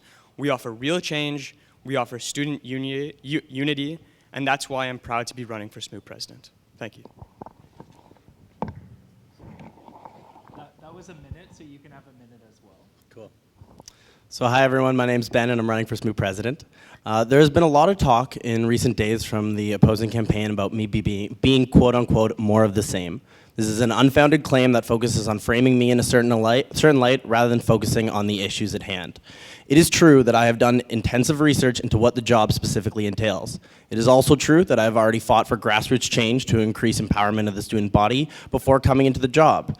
I'm not denying these things because I am proud of them, and I think they are relevant experience when coming into something that is essentially the chief electoral officer of a major not-for-profit and student body. Sorry, not electoral, CEO. This campaign, along with the work I've already done on campus, has been focused on grassroots activism and will continue to work on promoting it. As a student on campus, I have lowered the number of signatures required for student-run referendums so you can mandate your government to do what you want to do. I've created new seats on council, and going forward, I want to make a council review committee, which has not been suggested in the years before, in order to help open up voices to marginalized groups on campus, along with mandate a mental health 101 training for faculty and prof. A vote for Ben is a vote for real experience, real policies, and real change. Thank you. All right. Thank you both so much for being here. So I'm going to ask this question. Jordan can go first. As support is focal to the role of the president, it is not always easy to balance being a supportive team member with the importance of holding staff and teammates accountable to their duties. In situations where both cannot be satisfied and properly addressing one's work on the team comes at the expense of one's mental or physical health or vice versa, what role would you play as president? Thank you for your question, Kareem. I think you bring up a very excellent point. I think what's most important for our SMU executives is to make sure that us as individuals are being healthy, both physically and mentally. I think it's actually a very good thing that our SMU Executive Council has proposed a 7th executive this year. I know there's been lots of turmoil internally with the resignation of the VP internal, with the resignation, surprisingly, of the GM. And I think the SMU executives on an administrative aspect have done a good job, and I want to make sure that the future sustainability of our SMU Executive Council, from that administrative standpoint, we're making sure we're upholding that moving forward. Thank you. Same question for Ben. Can you repeat it, please? Sure. So as you know, support is crucial to the role of the president, and it's not always easy to balance being a supportive team member with the importance of holding staff and teammates accountable to their duties. In situations where both cannot be satisfied and properly addressing one's work comes at the expense of one's health or vice versa, what role would you play as president? Cool, yeah. So once again, I will echo the fact as well that I am also glad about the addition of a new executive. Having executives work between 80 and 90 hours this week was an incredibly unhealthy environment, not just lacking a VP internal, but the office actually also lacked a GM as well as a daycare manager. It was a very, very difficult situation. Going in now with not only an extra executive, but having a full staff on hand will contribute to the overall mental health of the office, and that will be very important.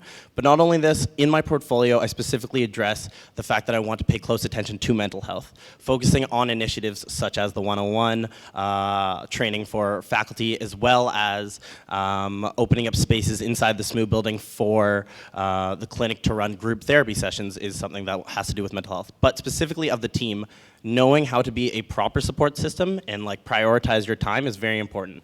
As someone who knows the internal regulations and the Constitution fairly well, as someone who has had experience working with the VP Finance, especially going into a year with a lot of financial turmoil, being able to properly guide exec, help exec, focus on their mental health along with my own will be something I will be best at. Thanks. Cool, so my next question is related to governance.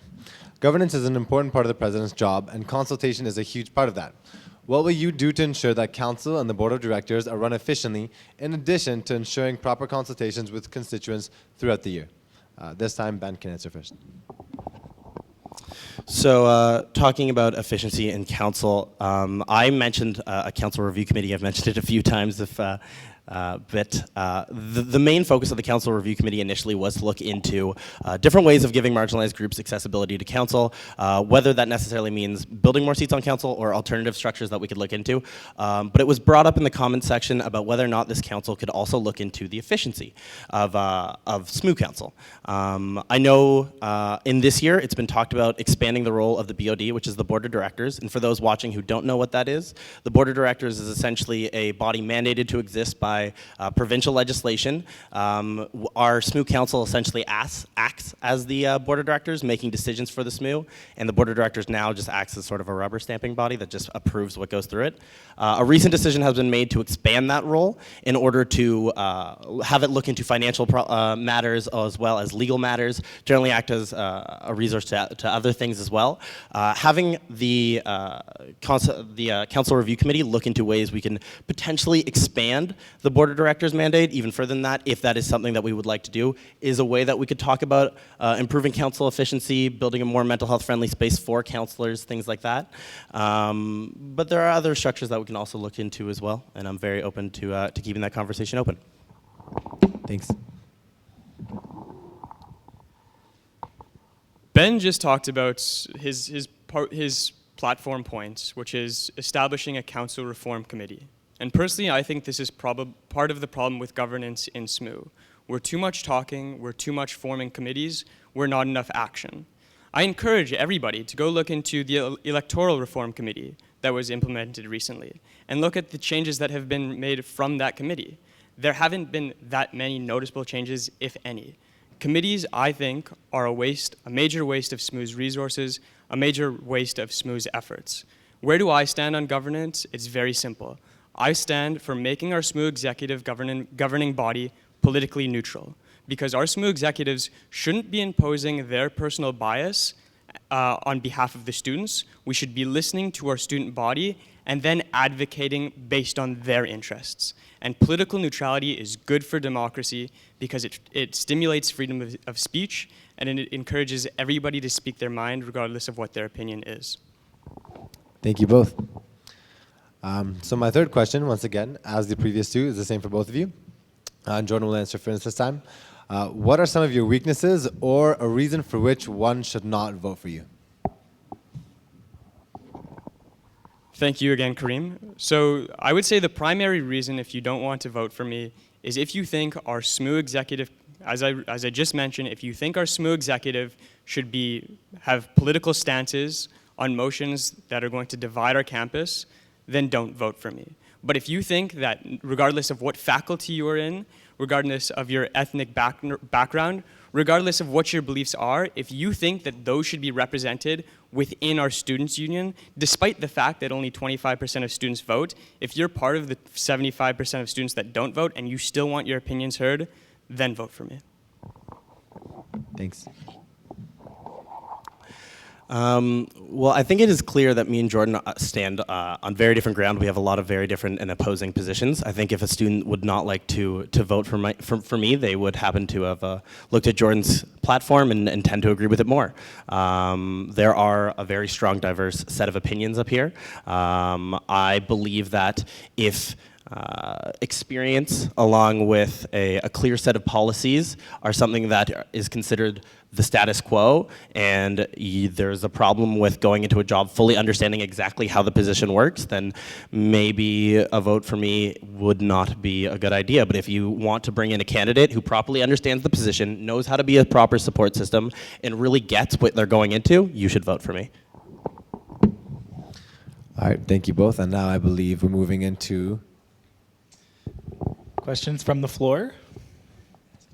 Oh, I'm sorry, I forgot. So you can each ask yourself, you're asking each other one question and maybe take about 90 seconds to answer that question. Is there someone who wants to go first? Okay. Thank you, Cameron. One of the claims from my opponent's campaign has been that Ben is more experienced than I am, and that experience is necessary for the job. The first criteria that Ben lists in your platform is that he's gone and he's lobbied for 500 signatures in order to increase representation on SMU Council. And I want to say personally that I very much appreciate your ability to do this to increase our representation on our council, but I want you to explain why lobbying, why going around campus and getting 500 signatures is any sort of qualification for president, which is primarily an administrative role. Yeah, it's a good question. So the president's role is largely administrative, and one of those administrative facets is council itself and understanding how the Constitution and internal regulations work very well. Student body members constantly come to the president's office asking what is the best route to make change, and understanding exactly how to promote that sort of change, having done it before, gives me an upper hand in being able to promote grassroots activism, especially as someone who wants to build a council reform committee, once again, that has not been suggested in the past. I think it is important to understand exactly how to put new seats on council if you would like to. Not only did I lobby 500 signatures to create a new position on council, I've also lobbied to get the number of signatures reduced from that initial 500, which is almost, it's an enormous use of time. I have done it before and it is exhausting. It limits people's access to the SMU. I've also reduced that from 500 to 100. So much more students can come out and mandate their government to do exactly what they would like them to see, they would like to see them do. That's the reason. Cool. So your campaign has talked a lot about political neutrality and how much that is valued. There is a lot of questions moving around about what both of our stances are when it comes to the upcoming referenda in regards to a steering committee for the GA. Clearly a yes or no. Are you planning on voting yes to this constitutional amendment or no? Thank you for your question, Ben. This is actually what falls into the category of political neutrality. The fact that my personal bias doesn't affect what's in the best interests of our student body. Frankly, I'm still undecided in terms of this particular amendment, and my campaign team and I are going to look very deeply into what's best for our student body. And we'll be making a decision soon in terms of that.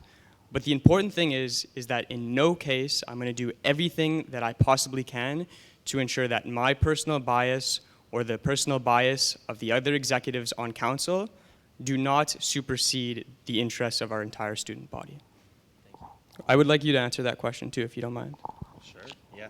I mean, I have stated and will continue to state that I am for direct democracy. I think the GA is an incredible way for students to come out and vote on exactly how they would like to mandate their government doing specific actions.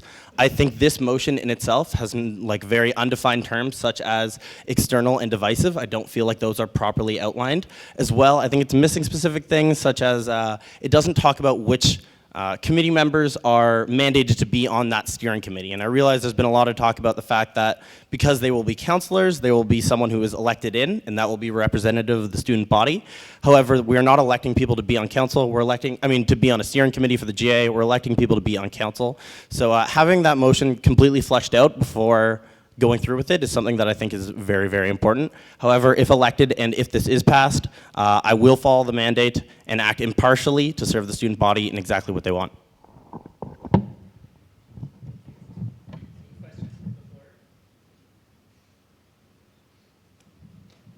Hi again. So my question is for Jordan. So Jordan, you say that SMU needs to be politically neutral to avoid execs pushing their own personal political agenda in legislation. I agree that execs shouldn't be pushing their own personal agenda, but what a lot of advocates for what you say ignore is a lot of the politicization of SMU is student-driven, and student is brought about by students. So you stand for United McGill. Will you be silencing student-driven demands for political activism and political change and political issues to be discussed at the SMU level? Thank you, Lola. All right, I want to make a clear distinction between the political neutrality of our SMU executive body and the political neutrality of our student body. I think being politically neutral as a series of executives actually stimulates freedom of speech. It actually promotes political activism.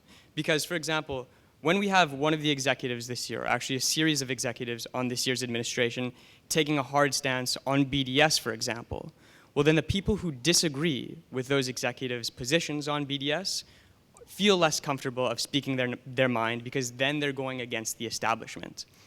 If we as elected representatives remain impartial, but still facilitate discussion, provide the means to become politically aware, and provide the resources to certain groups, if they so desire, to be politically active, then I'm all for that. But the 7 executives on SMU should not personally impose their bias. Can I follow up? I think you misunderstood my question. I'm not disagreeing with you. I think it's valid that you think that if execs want to stay politically neutral. I'm asking about when students come to you as SMU president and want to lead student-driven political changes, not execs, students, and you stand for a politically neutral society, will you silence those voices? Will you block those changes? As president, I'm going to uphold the Constitution as it currently reads. If a student or a student group comes to the executive body or presents a motion, as the Constitution currently reads, they have every right, with the correct number of signatures, to present a motion to a GA or to pursue a political activism effort. Does that answer your question? Sure. Thanks. All right, thank you. Hi, so this question is for the both of you. As president, you're a member of the Senate caucus and the McGill Senate. One of the major initiatives we've been pushing this year is McGill's not so great upholding of its employment equity policy, including an open discussion at Senate, wide press coverage, and a panel on diversity in academia. With your knowledge of this issue, how will you continue to push for McGill being a diverse campus, not only in its students as it currently stands, but also in its staff?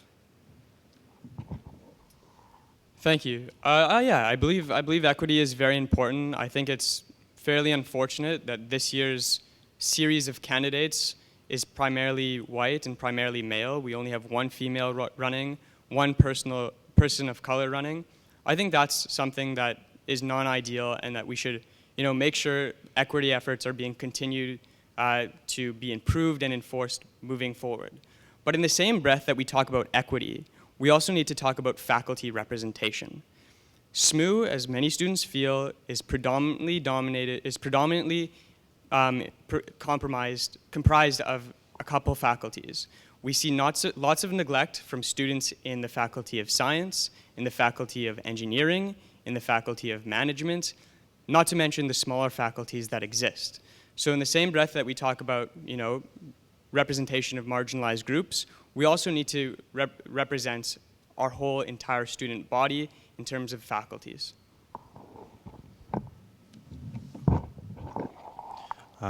Yeah, so great question. To answer the specific question about the motion, or about the mandate that you were specifically talking about in Senate, I will be fully honest in saying that I'm not 100% familiar with it, but I have heard much about it and have volunteered my time to going to Senate, not as a senator, not as a counselor, not as an executive, but as a student to see how Senate best functions. I'm also aware that after being elected, we go through training to best understand how we can act as the roles that we currently do. As someone who has been to Senate and knows generally how the process works, as someone who has very good working skills with some of the incoming, will be able to work very well with specifically the incoming VPUA.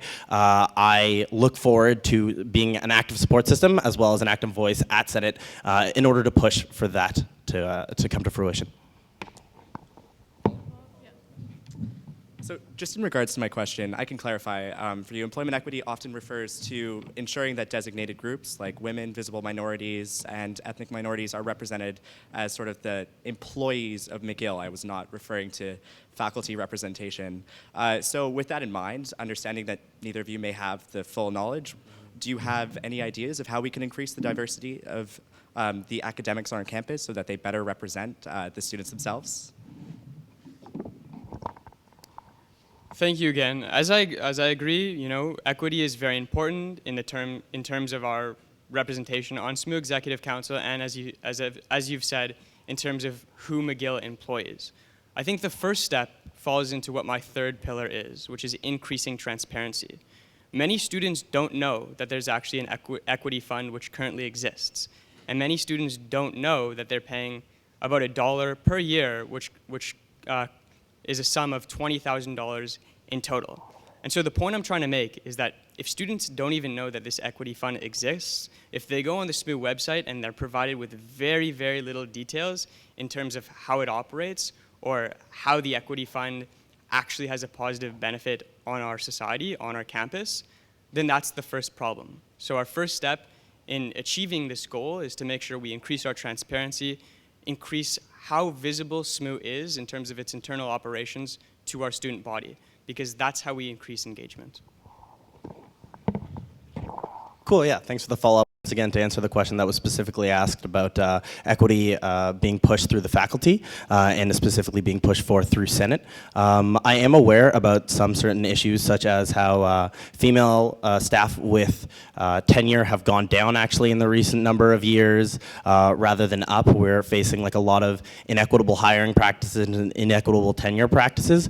Being somewhat aware of these issues and being willing to work openly with the VP, incoming VP UA, as well as incoming senators, hopefully will contribute to some sort of knowledge and good advocacy through Senate, rather than through SMU, which is, I guess, a separate issue. So I have a preamble to my question, and then I have two different questions for each of you, or sorry, one individual question for each of you. So I think that a lot of the times during SMU elections, there's this idea that's talked about like political neutrality and like whether or not executives should be taking political stances. I'm wondering how you guys interpret that to be in the cases of situations in which like standing in solidarity for different social justice movements and also in just very basic equity issues. For example, motions that stand in solidarity with Black Lives Matter protests, and also in solidarity with missing and murdered Indigenous women. Like, will that be determined divisive or external or too political for SMU to go there? Because, you know, to a lot of those students, that is what matters. That is something that matters to them. And by telling them that SMU shouldn't be going there because it's too political, you're telling them that their issues essentially don't matter. So my question to Ben is, can you give us a clear answer on whether or not you support the amendment? Because this is one of my concerns about the amendment going forward, that the GA will no longer be able to debate these motions and that it will require a 2/3 majority for them to pass. What is your official stance on it? Clearly yes or no, please. Yep. So once again, I'd like to reiterate my state that I am for direct democracy and will continue to answer that I believe this motion, as it currently stands, limits discussion rather than opens it. I believe a steering committee that currently does not have a mandate of exactly who would sit on it is also a point to say that it was not properly thought through before being piggybacked onto a separate amendment. I will fulfill the role of the president if it is voted in, but I do not feel the amendment currently as it stands is worth voting in. Okay, so to be clear, by saying direct democracy, you're saying that you think the amendment violates the principles of direct democracy? As it stands, yes. Okay. And then my question for Jordan is, how will you vote when motions that are deemed politically charged do come to council? And also, as the leader of a student union, in which you often have to take stances on a number of different issues, how will you take stances on what are on quote unquote political issues? Notably, employment equity is very much a political issue in a lot of ways. So it's difficult to answer, you know, a blanket statement or a blanket question, how am I going to vote when it comes to a politically charged motion? The role of the president, as I see it, is to make sure I'm consulting with as many possible students as I can, and that my vote is representative of what they believe. That's basically what I'm standing for in terms of that.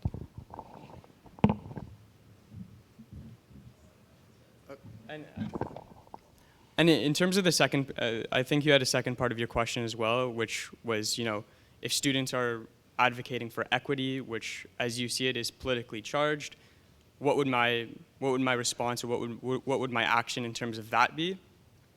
As I've said, you know, if students have a certain idea or a certain standpoint that they want to advocate for, I'm going to provide them the means so that they can make sure that that's implemented into or through SMU.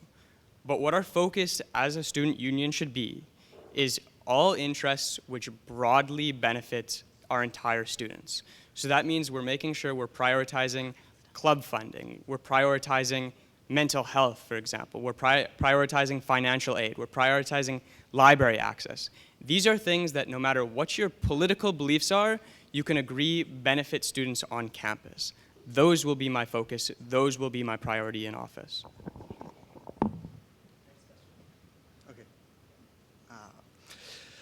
Jordan, you spoke briefly about faculty representation within SMU. Sorry, my name is Josh Thon, I'm U3 Engineering. So coming from engineering, there is often a fairly negative sentiment towards SMU within engineering, and I know that's the case in other faculties. So my question to both candidates is, how do you intend to cooperate with those faculties that have traditionally felt maybe not represented or maybe have a misconception of what SMU is? How do you intend to reach out to them, and how do you intend to build that relationship? Because I think that normally it is based on a misunderstanding and not actual differences between SMU and the faculties. Just going to jump in and say I'm going to start enforcing a 30-second strict time limit to answer questions because we're very behind. Okay, understandably so. So that's a great question. I'd like to start pointing out the difference between a top-down and a bottom-up campaign. I believe the campaign I am currently running and the office I will run will be focused on a grassroots change from the bottom up. My platform, along with all the consultation that has gone into my campaign as a whole, has been specifically trying to involve as many groups on campus as possible. We have the president of management currently sitting on the campaign team, as well as engineers currently who sit in executive positions throughout engineering, as well, not looking for endorsements or in an executive role. I will be sitting down with the faculty of engineering's incoming and current president in order to ask what the SMU can do better. So generally just having those sort of conversations and including those voices in the campaign before even getting out to being president.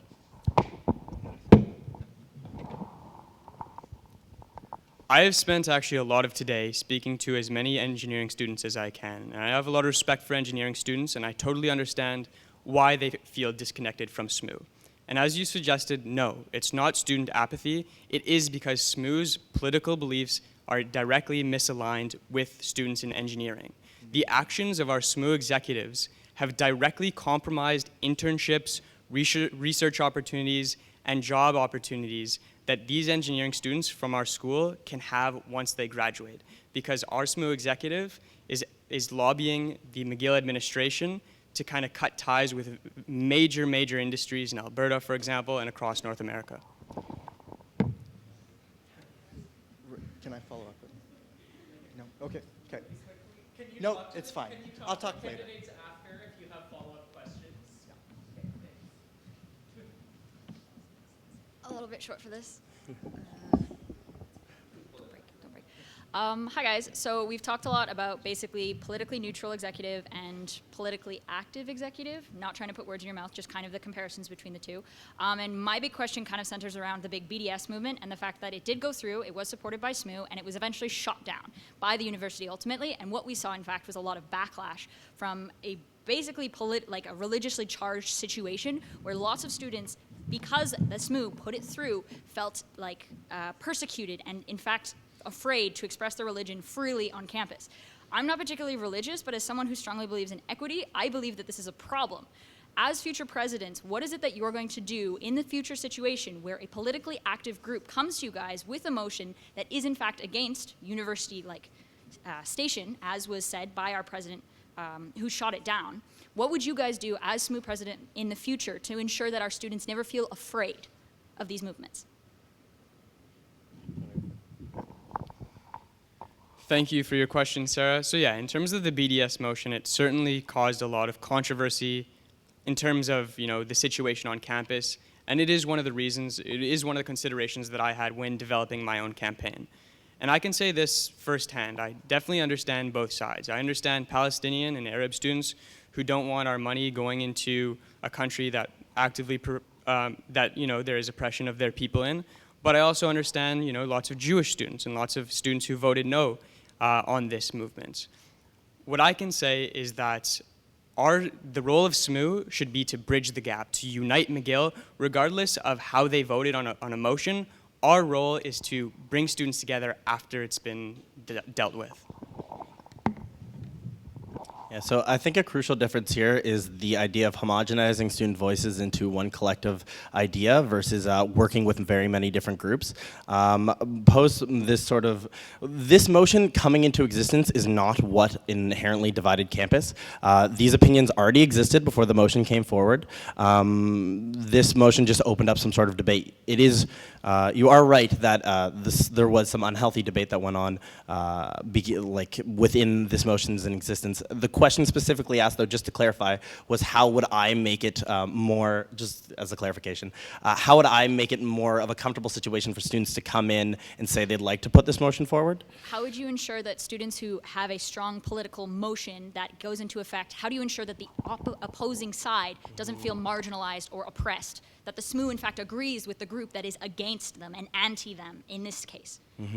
Yeah, so making sure that those voices are not silenced or not pushed out of the office just because the SMU is mandated to act in a certain way. For example, if BDS was to have passed, which it did not, making sure that the voices of the Vote No committee are not feeling like they are shunned from the office and that they can still come to executives to seek out routes where they would like to push certain motions, and having an executive branch that, even though it is mandated to go forward and enact a certain act, does not alienate another group.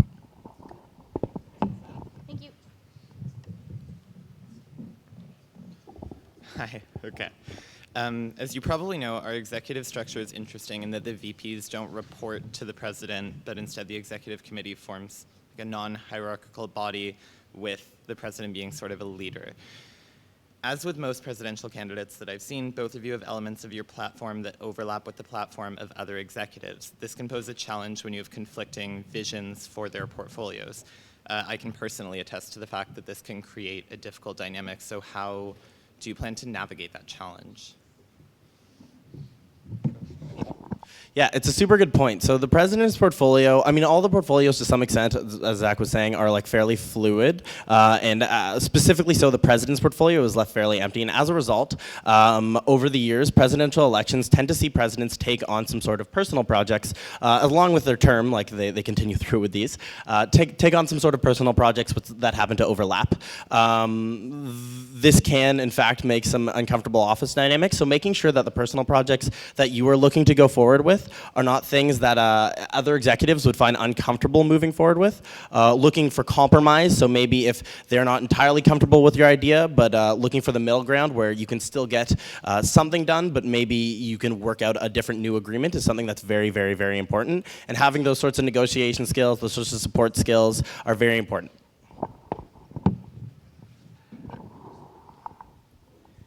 I can say without a doubt that the candidates in this year's election are very, very pragmatic individuals. And I know for a fact that even though in some cases we might have disagreements, we're all putting our name forwards into prioritizing real student interests. We all want to benefit the student life here on campus. And so even if we have disagreements, and irrespective of the fact that the VPs don't necessarily report to the president, I think we're all a team. And we're all going to do a very excellent job of working together, cooperating for, not what our interests are, but ultimately what the common goal is, and that's to create a better environment on campus. Okay. Hi, I'm Francesca. This question is specifically for Jordan. So you just said that you wanted to advocate for real student interests. You wanted all the student bodies to feel comfortable at McGill. But the thing is that I would say, and I think a lot of us agree, that equity, environmental sustainability, mental health are very political decisions, and the way in which they are integrated or not into certain portfolios, into certain movements, are very political. And so I'm worried that if you are claiming to be politically neutral, you're really saying that you're not really going to be prioritizing these things, or not really going to be adopting necessarily an intersectional approach to different policies, and not really taking into account how things that are viewed as politically neutral are actually harming minorities and are harming specifically racialized students on campus. And so I would just, I guess, yeah, I'm just worried really that you claim to be politically neutral, but you also said that people who are coming to SMU are coming all from the same group of people, but like the two of you are white men, so you are from like that same group of people, and just in virtue of that kind of identity, you have a biased and perhaps privileged idea of like if you can afford to be politically neutral, essentially. So my question, this was a very long preamble, but my question is like, how do you reconcile those things, still trying to be politically neutral while not alienating certain voices? For example, saying that like certain things that the executives have done in terms of like divestment from fossil fuels, that kind of thing, was harmful to the engineering students in terms of internships and in terms of accessing jobs, but how was that actually beneficial, for example, to indigenous voices and people who actually are being pushed out of their land for exploitation? Thanks for your question. So yeah, I recognize that I am a white male and I perhaps haven't had the same disadvantages as many students here on campus. And frankly, I'm very inspired by, despite our differences, what lots of students here on campus have been able to achieve. But with that said, specifically something like mental health, I don't think that has to be political. I think political neutrality, every single student in some way or another has dealt with mental health problems here on campus. We don't need to take a political stance necessarily in order to increase mental health resources. In terms of environmental sustainability, yes, it's important that we protect our environments. But the primary concern, the primary goal of our students' union is to advocate for the direct interests of our students. And environmental sustainability isn't necessarily something that is an effective use of our resources, because students can benefit much more directly from financial aid, from mental health, from library access, from better club funding. So that's why I'm standing by my stance of political neutrality. I think it's very good for us on campus here. We can talk later, yeah.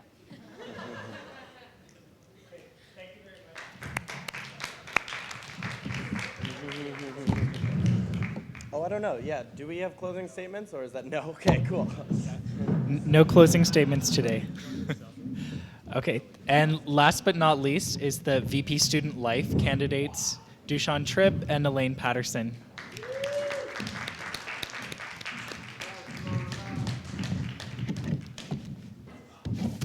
So we're going to have 30-second introduction by each candidate, and then questions from the outgoing exec, Kimber, and then some questions from the floor, and then we're out of here.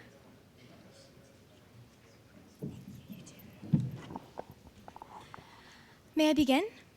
Okay, great. Hi, everybody. My name is Elaine Patterson, for those of you who I haven't gotten the chance to meet yet.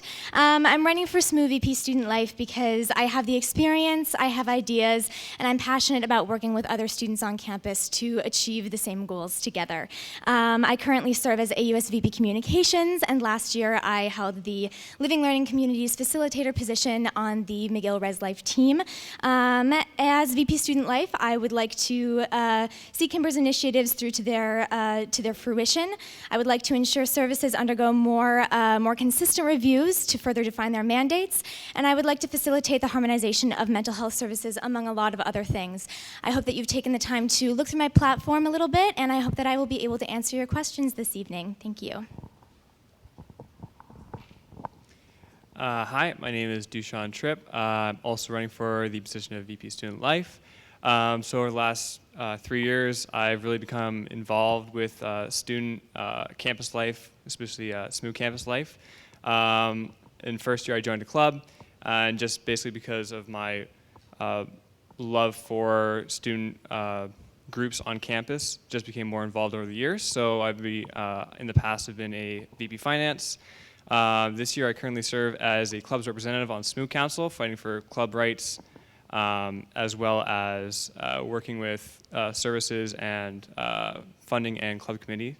My platform basically includes the doing right by clubs and services mainly, as well as promoting mental health on campus. Thank you. Sorry.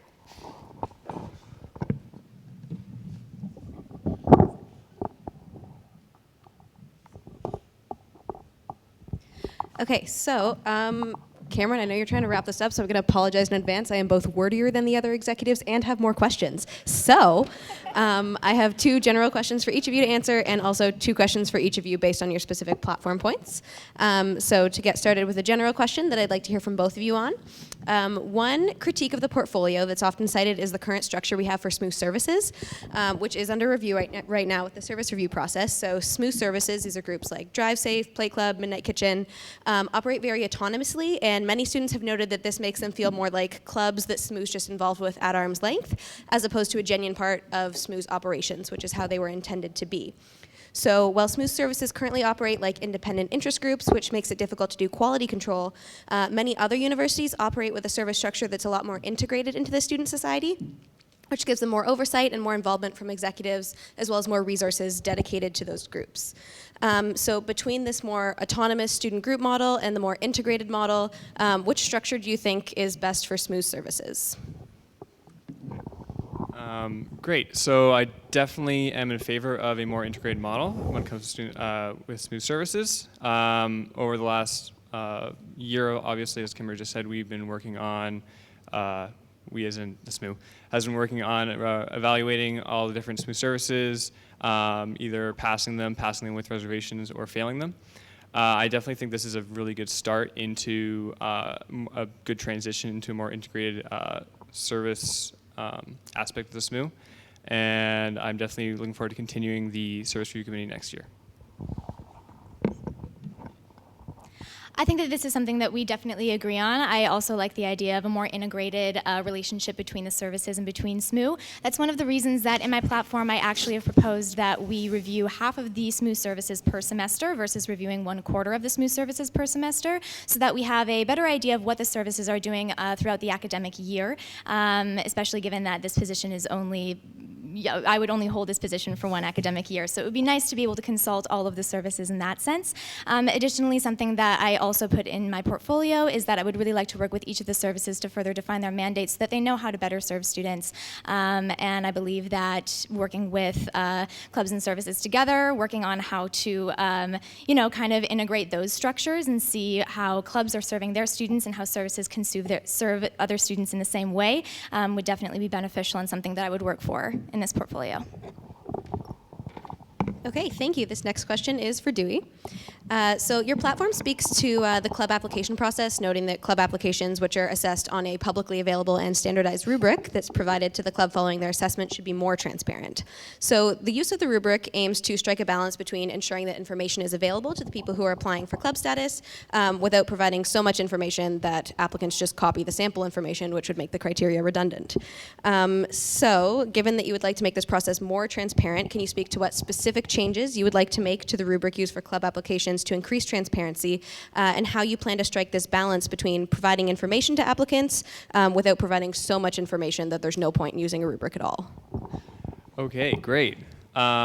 So just for an example this year, with this new rubric that we've been implementing,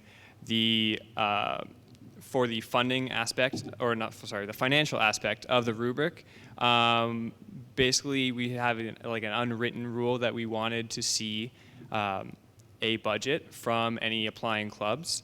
The problem with that for that purpose was that we weren't actually telling clubs that we wanted to see this until a couple weeks ago when we actually reviewed the form and rewrote it. So that's just an example of how I thought that SMU could be more transparent with the information it gives. I do look forward to hosting workshops for prospective club applicants in the future. Short workshops, not too lengthy. I do really look forward also to providing examples. I think examples is the best way to give someone information without giving it away.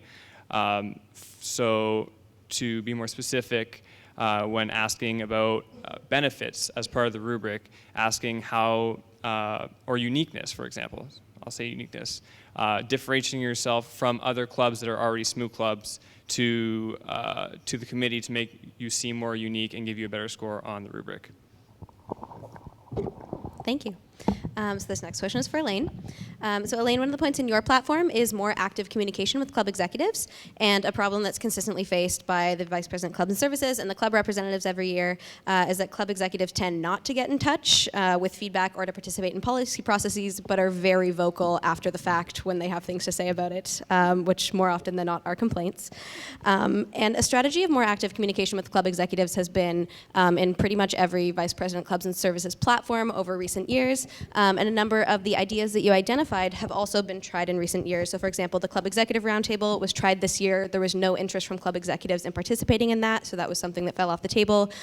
Similarly, Club Feedback Forum has existed for the past 3 years. In those 3 years, it's been used twice. Once it was by me. So, given the fact that these kind of concrete strategies that you've identified have proved unsuccessful in the past, I'm wondering what you'll be doing differently to make better communication with club executives work this year. That is a very great question. Yeah, I think that the easiest way to consult clubs and to club executives and to get real feedback from them is to have personal conversations with them. Unfortunately, I know that this position does not have a lot of time to have those personal conversations with club executives, and that's why I think that moving to online consultation is maybe the best way to do that. Something like making the Clubs and Services Facebook page more accessible to students, making it more popular. I know that you've been popularizing it this year with highlighting certain clubs and services of the week, which I think has been a great initiative. I would like to continue that next year, and I think that having that be a platform via which people can communicate with the Vice President Student Life would probably be the next step that I would take in order to get that consultation as much as possible. Okay, thank you. So back to Dewey with this next question. So your platform notes that you've been meeting with members of McGill Student Services to work on promotion of visibility and accessibility of these student services. And historically, SSMU student-run services, so again, groups like MCERT, WalkSafe, SACOMS, and the university student services, so things like mental health, counseling, student health services, have been relatively siloed, and there hasn't been a lot of substantial cross-service collaboration. So with the move of liaising with student services into the student life portfolio, there are now more opportunities for cross-promotion and collaboration, and I'm wondering specifically what steps you'll take to encourage collaboration between McGill Student Services and SSMU services while still maintaining the autonomy and student-run nature of SSMU services. Awesome. Yeah, thank you. So, yeah, like Kimber's been saying, I've been meeting with student services. For example, I met with CAPS on Thursday, and what actually struck me is that the two ladies that I met said that I was the first candidate to ever have come and met them. So with that in mind, I definitely think that meeting people in person is a huge bridge for communication, especially between SSMU and student services, which has not, to my knowledge, happened in the past. So definitely meeting in person with student services on a monthly basis is something that I'd love to be doing to get their ideas and their concerns. And then, of course, meeting with both them and SSMU student services together would also be a part of my platform. I'd also really like to be promoting student services through the promotion of a holistic view of mental health, which is based on wellness, so social wellness, financial wellness, and academic wellness, among other things. So I think this would be really good incorporating CAPS, OSD, McGill Mental Health, SSMU Mental Health, and different services together to promote them as one. Thank you. So Elaine, your platform focuses quite a bit on mental health, and during the press debates, you identified mental health as your top priority in the new student life portfolio. Mental health is one of the areas of the student life portfolio, but ultimately due to just the sheer volume of student groups, that is what is taking up the majority of the time of the new VP student life and constituting probably about 90% of the portfolio. So I'm wondering if you plan to prioritize mental health over student groups, how can you ensure that the very vast and very diverse needs of student groups are met while putting your focus elsewhere? That's a great question. I think that promoting mental health is a way that we can also help student groups as well. I know that a lot of student groups on campus, club executives, a lot of students really do need to have access to mental health services themselves, because being involved students and being full-time students at McGill can really put a lot on your plate. So I feel that it would be a process that would go hand in hand with each other, promoting those mental health services and also making sure that those mental health services are providing for the vast amount of student groups on campus. And I do think that student groups on campus are also a way that students are able to ensure that their mental wellness is also in check. So I would like to, make sure that those two work hand in hand. Okay, so my last question, which is for both of you, and if possible, I would also like you to speak to the other's answer. I would like each of you to identify the single biggest problem facing clubs and what steps you'll take to correct it. In my opinion, over the last 3 years of being involved in clubs, the biggest problem, or at least concern in the future, of course, is the club fund. If anyone in the audience isn't aware, the club fund fee is really instrumental in us, whoever is elected, in facilitating and supporting clubs next year. In general, funding is definitely a problem. I'd also say that space has been a big concern. Last year, there was a survey that went out to all clubs and stated that, clubs stated that their biggest concerns were space and funding. So to work with that, I definitely am promoting right now the club fund fee. In the summer, I would love to be working with the VP Finance to work on streamlining funding applications. And for space, working with VP Operations to resolve what our fourth floor space situation would be my priority. All right, again, this is something that I think that we can agree on, that club funding is a major issue for student groups on campus, which again is why voting yes to that club fund fee would be impeccable for SMU next year. But I also think that something that you and I have spoken about, and something that I've gathered from certain student groups on campus that I've spoken to, is that consultation with those executives is really difficult, and knowing exactly how the VP Student Life can provide for those clubs and services is key to this position. So just making sure that increasing the amount of communication between club executives and between the VP Student Life to make sure that their voices are being heard as much as possible, and that the VP Student Life is doing their best to provide for those clubs is probably one of the main issues, and something that I would like to address next year as VP Student Life. Can I respond to that? Yeah, I'd like to agree with that actually, and point out that it's also part of my platform to sit down with the newly elected clubs representatives this coming summer, or at least talk to them through email, and come up with solutions to better consult clubs through meeting personally, hopefully mutually respectful dialogues, etc. Thank you.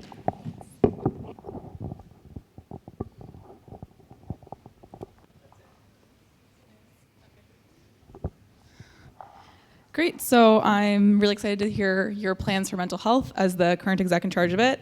My question is, considering that the climate on campus and the fact that mental health is a very, very serious problem for many, many students, professional services have very long wait times to access them. Peer support services like the Peer Support Center are often underutilized, and so are preventative measures like workshops and other sort of like proactive measures to help with mental health.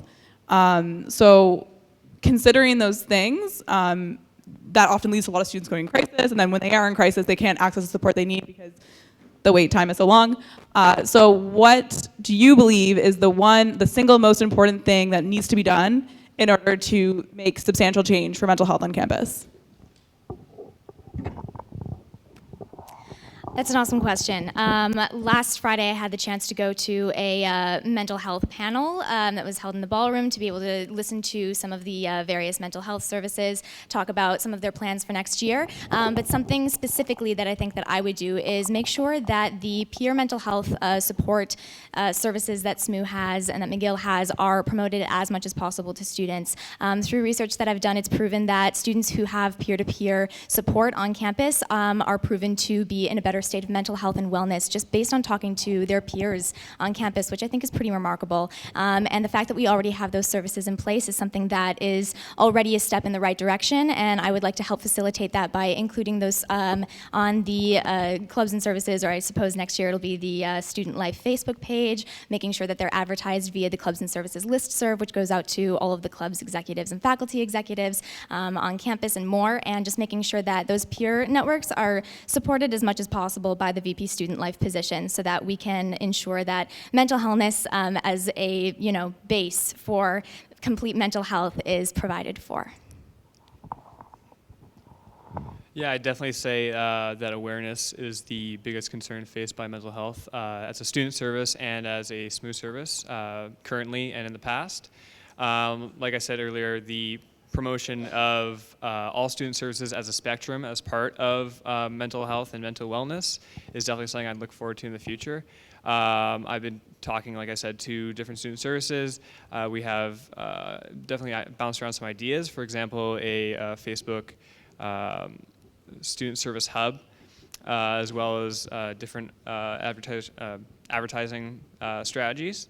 So I definitely like to work with student services and McGill Mental Health in conjunction to facilitate that in the future.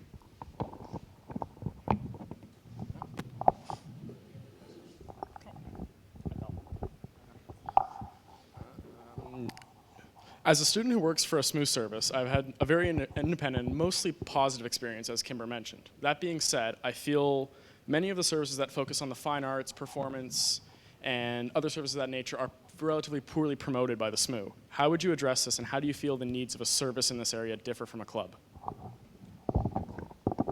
Yeah, that's a great question. Especially this year with the service review committee, that has been definitely a concern of all the performing arts services like Savoy and Players Theatre. I tend to say that in a way I really do agree with their concerns. So the fact that they do provide a great service to all our SMU members and to the McGill community. Of course, there's different opinions on what a service is, what defines a service in our internal regulations, especially with giving examples of, like, for example, MCERT, walk safe, drive safe. Sorry, can you repeat the question? I'm getting off track. Okay. Right.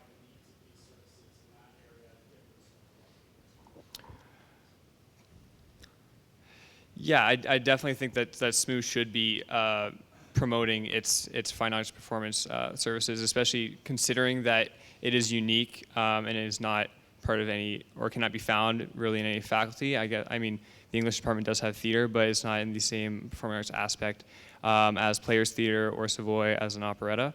So I do agree with that. I would love to talk to all the student services that have some ideas about promotion in the future. As well, I would say that I am a little bit biased as someone that really enjoys performing arts. But I really would like to see a better, a more mutually respectful dialogue between performing arts services and SMU. It's something that I have witnessed in the last few months being on the service review committee, and I can't say I agree with them. Awesome question. So something that I've been saying earlier that you've probably all seen in my platform and that I'm going to reiterate one last time is that I would really like to work with the services that either failed and or passed with reservations the services review that happened in the fall semester, so that I can make sure that what they want to do and how they want to serve students can align with the services mandate that is outlined in the IRs for the student life position. Additionally, I think that's something that the performing arts student services need from SMU that is entirely different from a lot of the other services that SMU provides is performance space. Places like Players Theatre, the Black Box, making sure that they have access to places like Moyes Hall in the arts building is something that I would really like to help ensure for all of those student services that fall underneath the Fine Arts category. And having worked with the Fine Arts Council this year as Vice President Communications for AUS, I definitely have experience working with those student groups, making sure that funds are provided for those student groups, because funding for the fine arts is always a difficult thing to deal with. So yeah, I think that my experience there would also be very beneficial for ensuring that the fine arts services of SMU are provided for. Can I just follow up to that? It's just something I forgot to mention, is that over the weekend I've been in contact, well, because of a internal regulation, each club representative every year is supposed to have a club project. And so it's a little bit vague, but it took me a long time to figure it out. As of last weekend, I am trying to get in contact with the English department of the university to negotiate the booking of Moyes Hall for student services, but also clubs for a discounted price.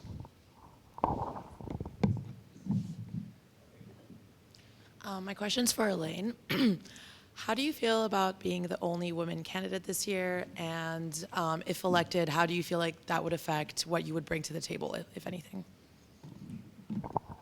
That's a really great question, and something that I've spent time thinking about the past week and a half during this campaign period. Being the only female candidate, I think that it makes me more determined to be successful in this position, to be successful during this election. I really think that it's important that we have as much representation as possible next year on SMU's executive committee, and unfortunately, that means that having only one woman might be the way to achieve that.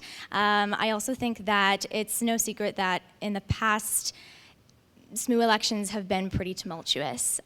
People have gotten personal attacks. Unfortunately, women who seek leadership positions, and as a woman who has been in leadership positions this year and in past years at McGill, I find that they can be perceived as being bossy. They can, if two women are trying to work together towards something and they disagree, next thing you know, it's being called a cat fight. And I think that that might be one of the reasons why we don't have more women who are, pursuing these leadership roles on campus, and it's something that's really a shame, and something that I hope that next year I would really bring a little bit of diversity to the SMU executive as being a woman on the executive, and I would really like to encourage other women and people of color as well on campus to pursue these leadership positions, because it's so important that we have more representation. So thank you for your question.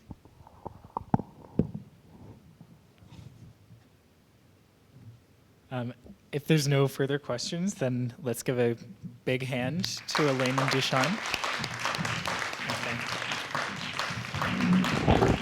And thanks everyone for coming out tonight. Voting starts Wednesday, it ends on Friday. We're announcing the results in Gertz at 5 o'clock on Friday. Voting closes at 3 p.m. and candidates should take down all their posters and social media campaigning by Friday as well. Okay, and I'll be emailing you about that. And thank you for everyone for your questions. I'm sure the candidates would welcome more questions on their Facebook pages or reaching out to them in person as well.